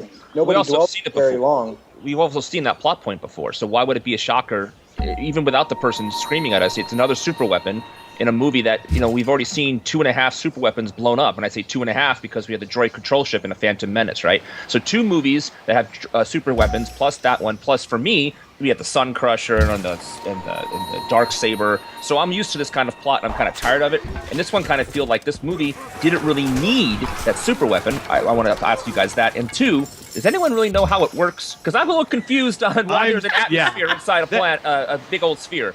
Is it a planet or is it a space station? Is it a planet that can move to different systems? Can it suck the sun from any system from its stationary point? I don't. And how do you suck a sun and continue to have an atmosphere? Why did it make it winter? Well, yeah, and if isn't it redundant? If you're killing a sun, those planets are going to die anyway. Right. Why? It's been destroyed now, so who cares? They just needed something. They've blown it up, but we don't have to think about it anymore. Right. I think it's one of those. Yeah, But these were all my questions after the first viewing. On my second viewing, I was like, wait a minute. Star Wars doesn't give a crap about physics at all. So I should stop trying to figure out how a super weapon planet works. See, I went into the movie because we saw it on the poster. I went into the movie thinking, oh, hey, this is a cool variation of the Death Star because it looks like they terraformed a planet. I was thinking taking the energy of the planet's core to run this thing. And it's actually a planet that got terraformed with some technology.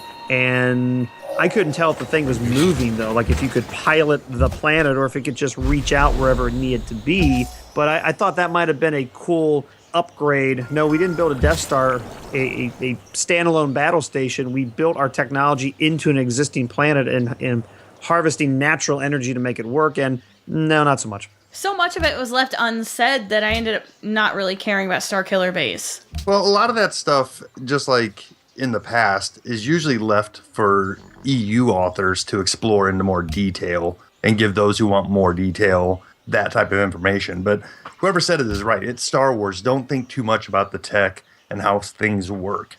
Just go with it or don't go with it. Agreed, Justin. I'm now even more interested in the books telling, what's right before, what's right after. That's I gotta tell you what I did like. I did like the fact there was a flashback. I like the sort of Dagobah cave scene very much in Empire Strikes Back, and I think that sequence, that flashback sequence, brought that back to me. I really did appreciate that. Yeah, it was like a flashback and a flash forward all in one. It was really cool. I like the way they did it. It was so realistic. Like she was there and in it and scared for her life. It was awesome. Let's nitpick the word flashback for a second, though, because coming into this movie over the last year, I have heard people speculating there might be flashbacks where we might see Darth Vader in a flashback. And we've never seen a flashback in a Star Wars movie. So does this feel like a flashback, or is it more of a vision? The Force vision. Yeah, I probably used the wrong word there. Yeah, I mean, and I don't mean to nitpick you, but it's never happened in Star Wars before. So I think more of a vision is probably the term to go with there. Well, yeah, she wasn't like remembering that moment. She was actually taken there. She was standing in the dunes on Jakku looking at a younger Rey, calling up to the spaceship, telling him to not leave. So yeah, I would say, Force vision is more accurate. And inside of that vision brings me up to one of my biggest questions is why did we get an action figure of a guy named Constable Zuvio who has a name and an action figure who appears only in a vision for half a second?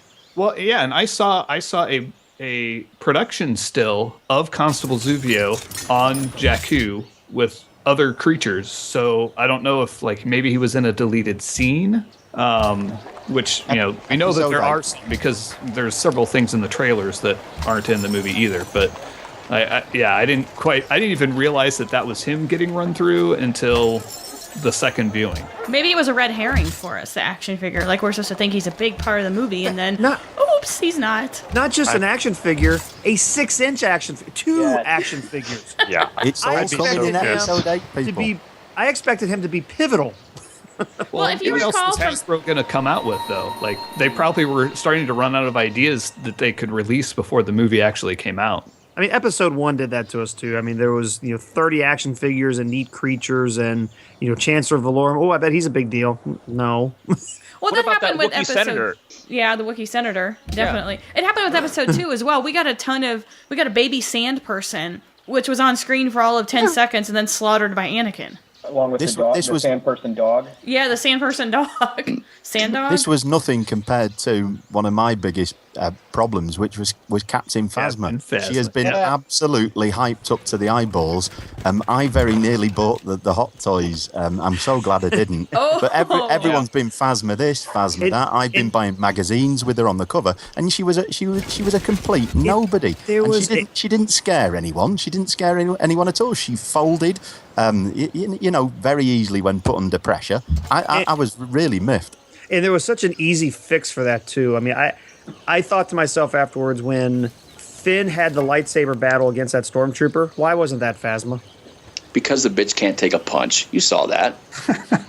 She didn't have to. But it was she a didn't have Wookiee to take a punch. punch. Let's give her that. It was a Wookiee punch. Well, it was a love tap. It was a blaster from a crossbow. So yeah, you could have just shot her in the armor, blew her away. Finn's lucky to escape. And like Finn has that little, hey, I've got a weapon, but I don't know how to use it. I'm not skilled to use it. But yeah, you've got a weapon. And fights, decent little fight, I guess, against a nameless, unimportant stormtrooper. Was she on the Starkiller base when it blew? No. Because She's going to be back. Kathleen Kennedy's already said that she's going to be back, and the rumblings online is this is the new Boba Fett. I don't see that. My issue with Phasma is that you built it up. Not only that you built this character up, and the fans are like, oh, check out this armor, it's chrome, whatever. It's that she was a female, but you do nothing with her. You have this female villain. Obviously, Kylo Ren is your main villain, but you have this female who's supposed to be this badass who does nothing. She's in charge of everybody on the trooper level and does nothing and gets taken out so easily. To be fair, I've never heard her described as having a major role. Yes, her image has been out there, which is awesome, and I think we all fell in love with how cool that looks, but it was never sold to us as this is the next kick-ass character. But I think it was assumed, given that it is assumed. I think because you have all the merchandise. I mean, there's Captain Phasma, everything at the store, pillows, mugs, you name it. And then the woman who plays Captain Phasma is from Game of Thrones, and she's been doing lots of press about how cool it was, and it was great to put on the armor and everything. And then she's nothing. You know why? To assume makes an ass out of you and me, and she made an ass out of me. I tell you what, because I was expecting a lot more. I mean, she didn't take her helmet off, so why make her a woman if you're not going to take her helmet off? Why have this big Game of Thrones named character if she's not going to do anything? I mean, she took Finn's number and said, "Oh, Finn, you go and report to wherever for reconditioning." And that quite obviously didn't work either. Eventually she gets put in a trash compactor or whatever they said. She wasn't just in the background, she was useless on every level. In all fairness, having just watched episodes 4, 5, and 6, Boba Fett really didn't do much either. I was just going to say that. She is this movie's Boba Fett. Awesome armor, tons of marketing, lots of hype, zero substance. Well, she won the hype thing, because I can tell you, I was not going to buy the Hallmark ornament, and I didn't, but Kylo Ren, but I did go buy the Phasma because of the hype for her, and I'm like kicking myself. Like Steve said, she made an ass out of me. Will you come and kick me as well, Chris? Look, I think the simple reason is that they probably remember the backlash that they went through this year with Avengers Age of Ultron, how there's no Black Widow merchandise. Hey, we've got a Star Wars character. She's a female. She's a chrome trooper. Let's put her on everything. Shut up, people. That's probably their attitude. Well, and I think that the reason they put it on everything is because she does look cool, and that's how they make their money. They make things look cool so that people buy the things that look cool so that they can have more money. I mean, that's really all it is marketing. Honestly, if this was a squad of whatever she is, like elite troopers or something, that would have been way awesome. Give her she's got the cape, give her like a pauldron or something and make the rest just the chrome armor. And I think you're onto something, but since it was just her and it wasn't explained why she was the boss, I think it just kind of went nowhere because she had such a little role. Well, again, this is the first movie in the series, so we don't know what ultimately she will become. I mean, if I would be more disappointed about seeing something that they showed us but then didn't expand on at all in the movie, would be the Knights of Ren. Like, what we saw in the movie was exactly what we saw in the trailer. That's the whole shot of the Knights of Ren. And that's another example of what fan speculation is going to bring. It's like you see that and you go, awesome, what are they for? But just like Captain Phasma, it's something that's in there, and I really think that I'm waiting for there to be huge complaints about the Knights of Ren not being in the movie because people have been expecting it to. But that's the danger of building up hype. Well, and like I said, that's a good question for another time. Like, you're going to get Knights of Ren in another movie. I guarantee it. I was just hoping for a closer shot of some of them. That's it. None of this was Captain my biggest Phasma? problem with the film.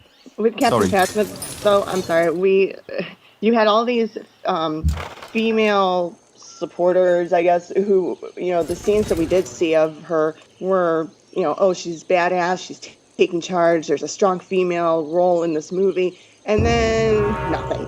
It's like, okay, well, what was the point of that? I could have cared less either way. It didn't bother me that she was male or female. It had no bearing. The stormtrooper is a stormtrooper. Traditionally, yes, they're supposed to be male, so I did kind of think that was a little odd, but my point is all the little snippets that we saw showed her in this badass light, and then she was just kind of in the background, cowered down. So what does that say for a female role? That we're just cowardly?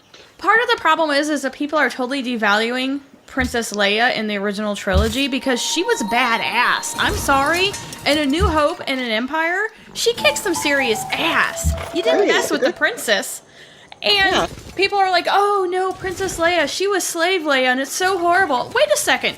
Did you not see the first two movies? Because Into the Garbage Chute, Flyboys, she kicks some butt. Exactly. Well, and she kills Jabba in the slave outfit, like with a chain. So, I mean, even in that movie, she had a moment. Yeah. Mm-hmm. Yep. Agree. Carrie Fisher in this film was terrible for me. Yes.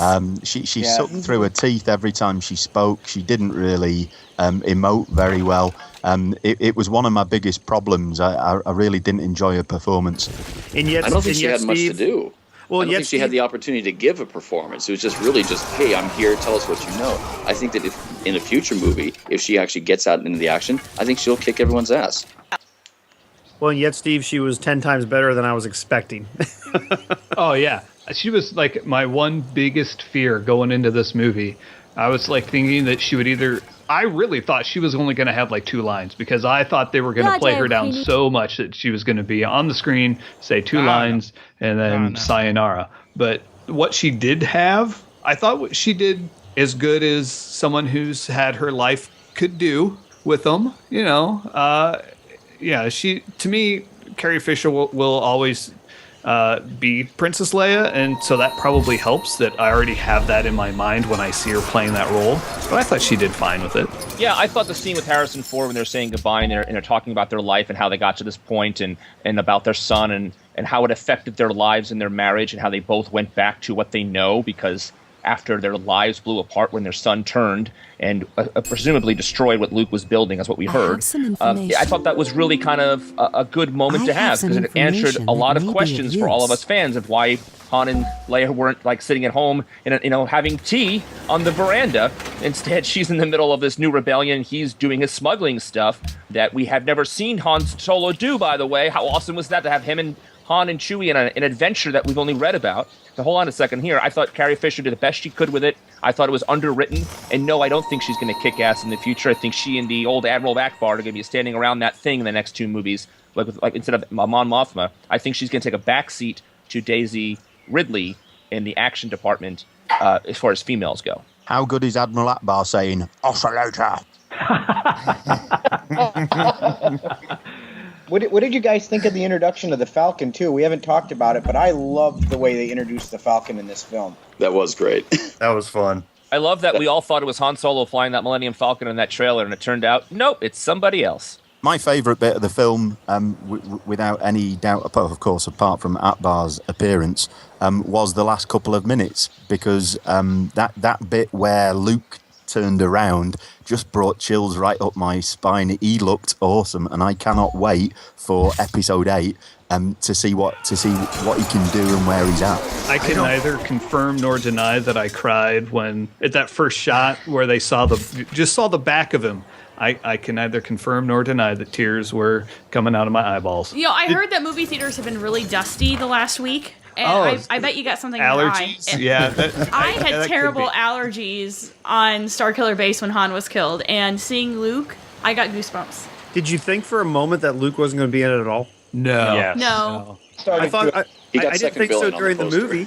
I didn't think so during the movie, but like when they all landed and had their big high five and everyone was, hugging because of Han's death and whatever, and they were getting ready to go onto the ship and you knew they were going to leave to go find Luke, because they completed the map and everything, I thought that it would kind of end Empire Strikes Back-ish, and then we wouldn't actually see Luke till 8, which, I don't know, the kind of the epilogue version that they did with it, it was great to see. I mean, I'm glad he was there, but the fact he didn't utter a word, which is ironic since he's made a lot of accomplished voice actor, and he doesn't say a word in this movie, is funny to me. But I thought, I'm with you, Steve. I think he looks great, but the moment to me was awkward. She sees him, he turns around, and she's holding this lightsaber out in a very, to me, bizarre, awkward way for like 5 minutes, and Luke does and says nothing. The movie ends. I'm like, she waits for him to turn around before she takes the lightsaber out. But they're staring at each other for what seems like forever. I think she's just offering it to him, and he's not taking it. Okay, He's deciding whether or not to take it. Well, he has no idea why she has it. But I agree, Jerry. It was awkward. I was glad to see Luke. I didn't want this movie to finish without seeing Luke, but I wanted one line of dialogue, something like "I've been waiting for you," or "Now we can begin your training," something. And I wanted Luke to take the lightsaber with the Force out of her hand. It was just weird. I was waiting for Rocket Raccoon to come in and say, "Hey, now we're a bunch of jackasses standing around staring at each other." But wait a second. You guys are saying that Luke's not doing. Look at his face. His face is saying everything in that shot. Agreed. He sees the lightsaber. He had walked away because he had failed, and he's off on his own mission, doing whatever. The look on his face, he is so conflicted at that point. Should he take the lightsaber?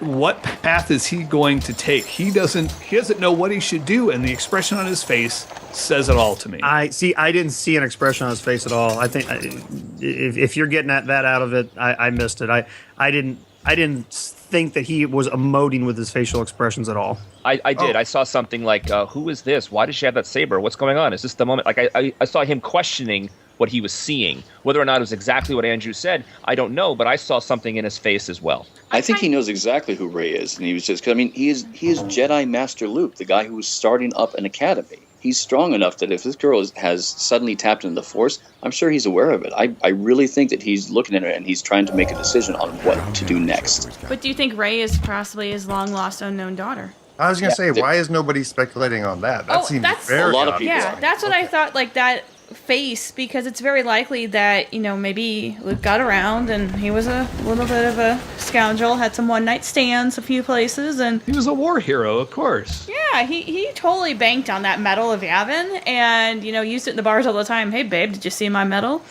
And or maybe there were some undue influences somewhere that hid his child from him. With a beard like that, he's bound to have been getting some action. And I think that, Rey could quite possibly be his daughter. And perhaps he knows of her, perhaps he doesn't know of her. He probably sensed that she was strong in the Force when he turned around. I just think it looked awesome. That green covered hill, which I think is filmed in Ireland, if I'm correct. And the way it just sort of swirled around, I really enjoyed that ending. Yeah, I didn't know Peter Jackson was in on that. I have a weird theory, and I'm not even sure this is true, and maybe you guys didn't get this off the movie, but when Rey attacked Kylo Ren at the end, I kind of felt she was tapping in a little bit to the dark side, with a little anger there, and maybe because I was projecting my own self into this, but once it occurred to me that Kylo Ren was struggling with light and dark and all that kind of stuff, and she tapped in, it's entirely possible throughout the entire trilogy that she might turn into the bad guy, and Kylo Ren might come back to the good side, and they'll flip places. Now, Brock, obviously, I had the exact same thought. Oh, good. Thank God I'm not only alone there, because that'd be kind of cool that they look like they're going to give us a redemption story for Kylo Ren, which we've already seen that over 6 movies. At this point, right? Yeah. So, but having someone who was supposed to be really good and turn like Anakin, but this time it'd be kind of nice to see that switch. If they're going to repeat beats, why not have it with 2 of them instead of just 1? And to further that, I could see her motivation being, because her entire thing through the first 45 minutes of the movie was, I got to get back to Jakku. I got to get back to Jakku. Her whole plot line was waiting. Her whole life was waiting. Right. So when she comes to find out who it was that left her and why, that's going to fill her with some rage. Yeah, it's the whole thing of like Anakin losing his parents. So it's kind of a nice idea look, guys, I thought that C-3PO was built by little Anakin so he would create his own Darth Vader suit. I was wrong. So this all stuff is projection, but it's kind of fun to think about, and we'll definitely get some answers, unlike we don't still have an answer on why Darth Vader created C-3PO. Okay, so final thoughts. How did seeing the movie impact how you're going to collect the Force Awakens merchandise now going forward? Now that, well, our questions were answered, but answered with more questions. I mean, seeing the movie hasn't slowed my love of collecting the toys anyway, and I guess it maybe boosted a little bit. I'm already buying all the 6-inch Star Wars that they're making anyway, and you know, I might have looked at Sideshow site again to see what other hot toys they have up for pre-order, but I haven't necessarily clicked on any of them yet. But yeah, I'm probably in the same place I was before. I certainly won't be pushing the boat out on Captain Phasma. That much is true. But no, I don't think it's changed too much. I will, of course, be collecting all the 3 3/4 inch, either 5 POA or the more articulated versions of all the characters, and I hope they bring out all the sort of minor characters that we saw in the background. But yeah, I don't think it's changed too much for me. I know who I'm going to focus on picking up now. That's how it's going to change for me. As I mentioned earlier in the podcast, I'm probably, if I can pull the trigger on a giant lot on eBay of a bunch of figures for a lesser price, like I've done the past 3 movies, I will do so. But before I did that, I was very selective. I bought Jedis, I bought characters, versions of characters that were other movies, but in their younger selves in the prequels. Well, now I will, for the sequels, I'm going to be buying older Han, older Luke, older Leia, just so I have the whole just the whole lifeline of those characters. And then here and there, I'll pick up characters I like Poe Dameron, etc. So I'm still going to be selective, but now I know who I want to get first, who are priorities for me, for my figure collections, and anything else will be just gravy. But yeah, I'm now excited to buy action figures, whereas before I was very hesitant. But I'm not going to buy too many. My collecting regimen isn't really going to change much. I will say that I do like BB-8, and I found myself being drawn to specific items prior to the movie. Now I'm kind of finding myself looking for BB-8 items, but again, if I don't like it, I'm not going to get it. I'm not going to go hardcore and crazy and, oh my gosh, I have to get everything BB-8, or I have to get, this particular item just because it's on there. If I don't like it, it's just not going to come home. Sure. Yeah, this isn't going to impact anything further for me.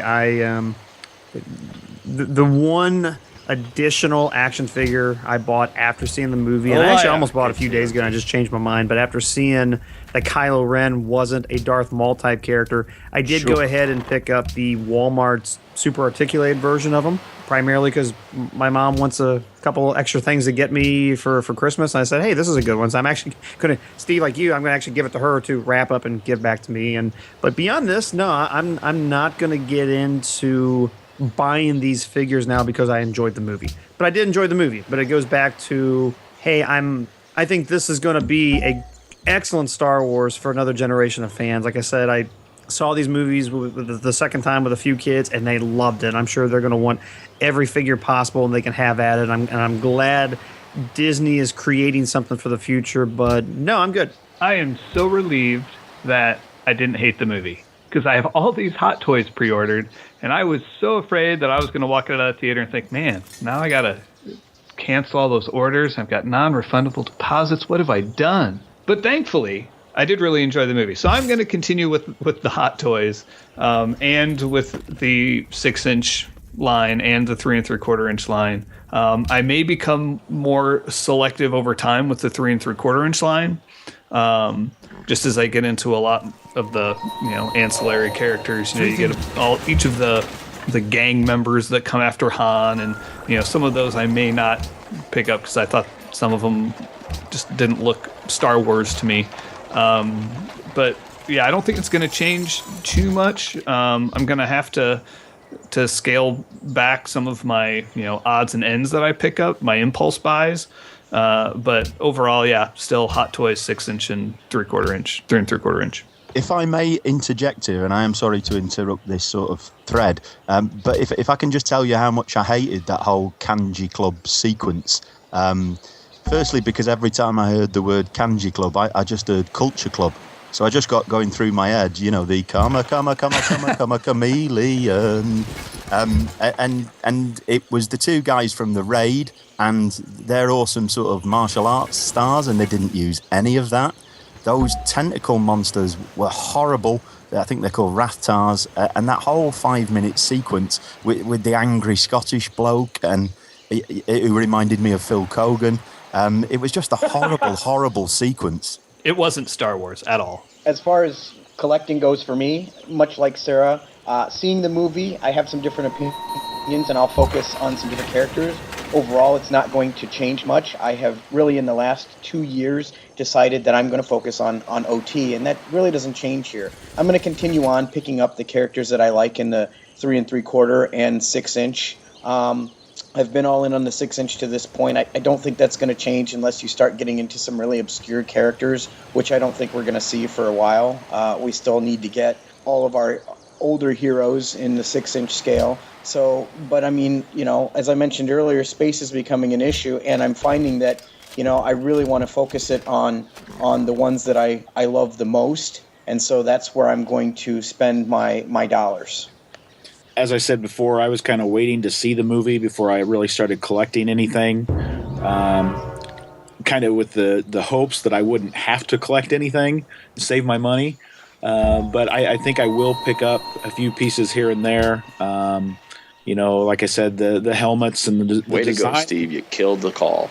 The design of the figures were cool, so I think I'll go with some of the helmets and everything like that. But other than that, I'm not going to pick up too much in the 3 3/4 inch line, or a few pieces in the 6-inch line.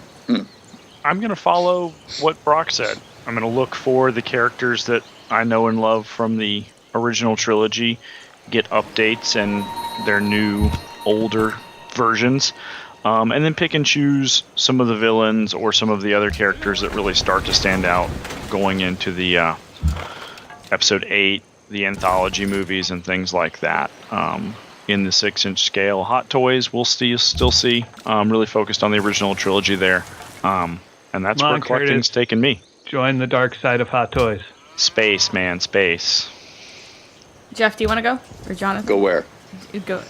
Oh, okay, we're back. Okay, is everyone still here? Because I wasn't hearing anybody a second ago. Oh, yeah. Yeah. Okay. Okay.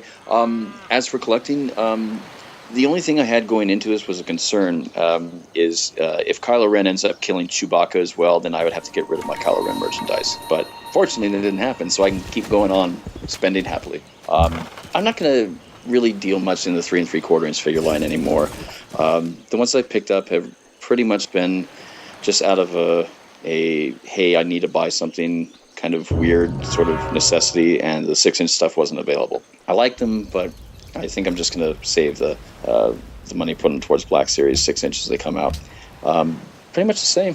I wait until maybe I'll start trying to pick up Captain Phasma merchandise so that maybe it'll be worth twice as much more when she turns out to be cool in the next movie. Who knows?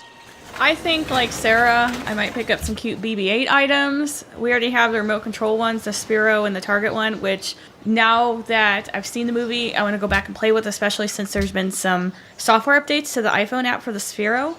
But I really liked Poe Dameron, so I might pick up some more of his merchandise here and there, and if I can find some unique stuff that we haven't seen before, because the movie was good. It wasn't the best Star Wars movie, but there were still some good parts of it, and I'm hoping for some cool new licenses that we can get some good stuff with that we haven't seen before that maybe won't be like mass merchandise. I know on the Marvel end, they're doing a high-end, fashion-y kind of thing, so maybe that'll kind of go to Star Wars too. And I want to thank you guys for joining us today, for sharing your thoughts on The Force Awakens. We'll be back and we're going to talk about the collecting, the year in review, and everything that happened in 2015. So thank you guys. Thank you. See ya. Thank you. Thank you. May the Force be with you, always.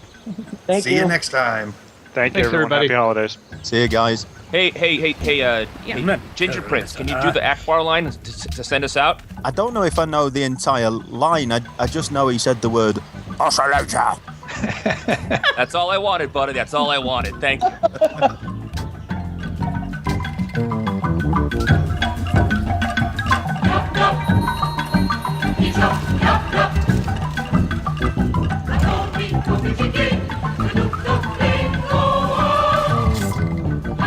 Thank you for listening to Star Wars Action News. We hope you've enjoyed the show. You can be on the next episode of Star Wars Action News by calling our voicemail at 415-508-JEDI or sending an MP3 or iPhone voice memo to show@swactionnews.com. All materials submitted are subject to use on our show. We want your feedback on Star Wars Action News. You can email us at show@swactionnews.com or post your thoughts in the Star Wars Action News forums at swactionnews.com, the most friendly forums on the web. You can also find Star Wars Action News on Facebook and Twitter. The links to our social media sites are at swactionnews.com. You can see more videos and reviews by subscribing to the Star Wars Action News YouTube channel. You can find the link from our homepage. If you enjoyed the show, please post about Star Wars Action News on Facebook, Twitter, or your social media network of choice, or just tell a friend about the show. We would also greatly appreciate a 5-star written review on iTunes. A link to our iTunes feed is at swactionnews.com. If you also enjoy Marvel Comics, you can hear Arnie and Marjorie talk about the toys and statues based on Marvel Comics characters on the Marvelicious Toys podcast at marvelicioustoys.com. Star Wars Action News is created, produced, edited, and hosted by Marjorie and Arnie. Star Wars Action News podcast video enhancement by Andrew, Daryl, Josh, and Barrett. Star Wars Action News website designed by Jason. Photo editing by Jay. Graphic design by Chris. Associate produced and announcements by Brock. Segments hosted by Jerry, Jonathan, Brock, Nathan, and Steve. For more Star Wars collecting, please check out GalacticHunter.com, JediDefender.com, JediTempleArchives.com, and YakFace.com. And we thank those sites for their support of Star Wars Action News. Star Wars Action News is not affiliated with Lucasfilm Limited. The show is created by Star Wars fans showing their love of Star Wars. Star Wars and all the Star Wars universe contains is trademark and copyright Lucasfilm Limited, a subsidiary of the Walt Disney Company. All rights reserved. Star Wars Action News is a Venganza Media production. Copyright 2015. All rights reserved, and no part of this show may be reproduced, repurposed, or redistributed without the written permission of Venganza Media Incorporated. Until next time, may the pegs be stocked and the Force be with you. Star Wars Action News. Now this is podcasting.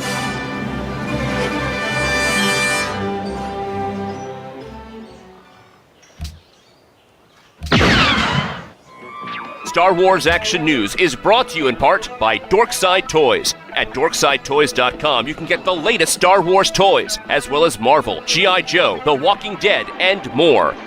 Run by toy fans, you can be assured your order will be given great attention and packed with care. Sign up to their social channels now for stock alerts, reviews, and toy and movie news.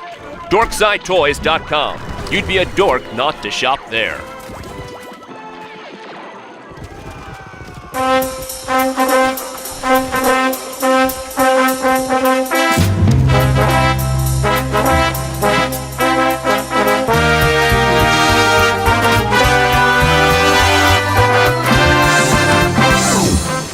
Welcome to Star Wars Action News, your source for Star Wars collecting news, reviews, and updates. Hosted by Marjorie and Arnie, helping Star Wars collectors collect better. Be sure to check out our website at swactionnews.com, where you can see photos of the items discussed, chat with other Star Wars Action News listeners, and much more, including information on how you can be part of the show.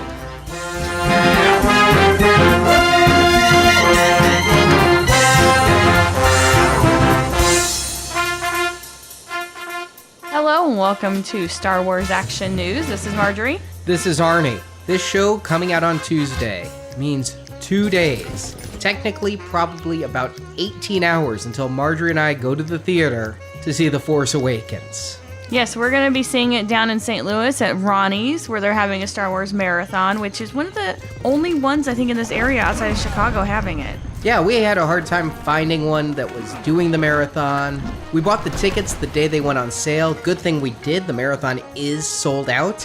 Now, I did the Avengers Age of Ultron marathon, which was also sold out. I had to drive to Kansas City for that. But it was only about a third full. They actually intentionally undersold the theater so that you weren't elbow to elbow for so long. So I don't know if they'll be doing that here. I'm really glad the marathon is starting at 4 a.m. because I've seen some places where it's starting at 1 a.m. and then having like an hour or two break in between the trilogies. Yeah, I'm good with the 4 a.m. start.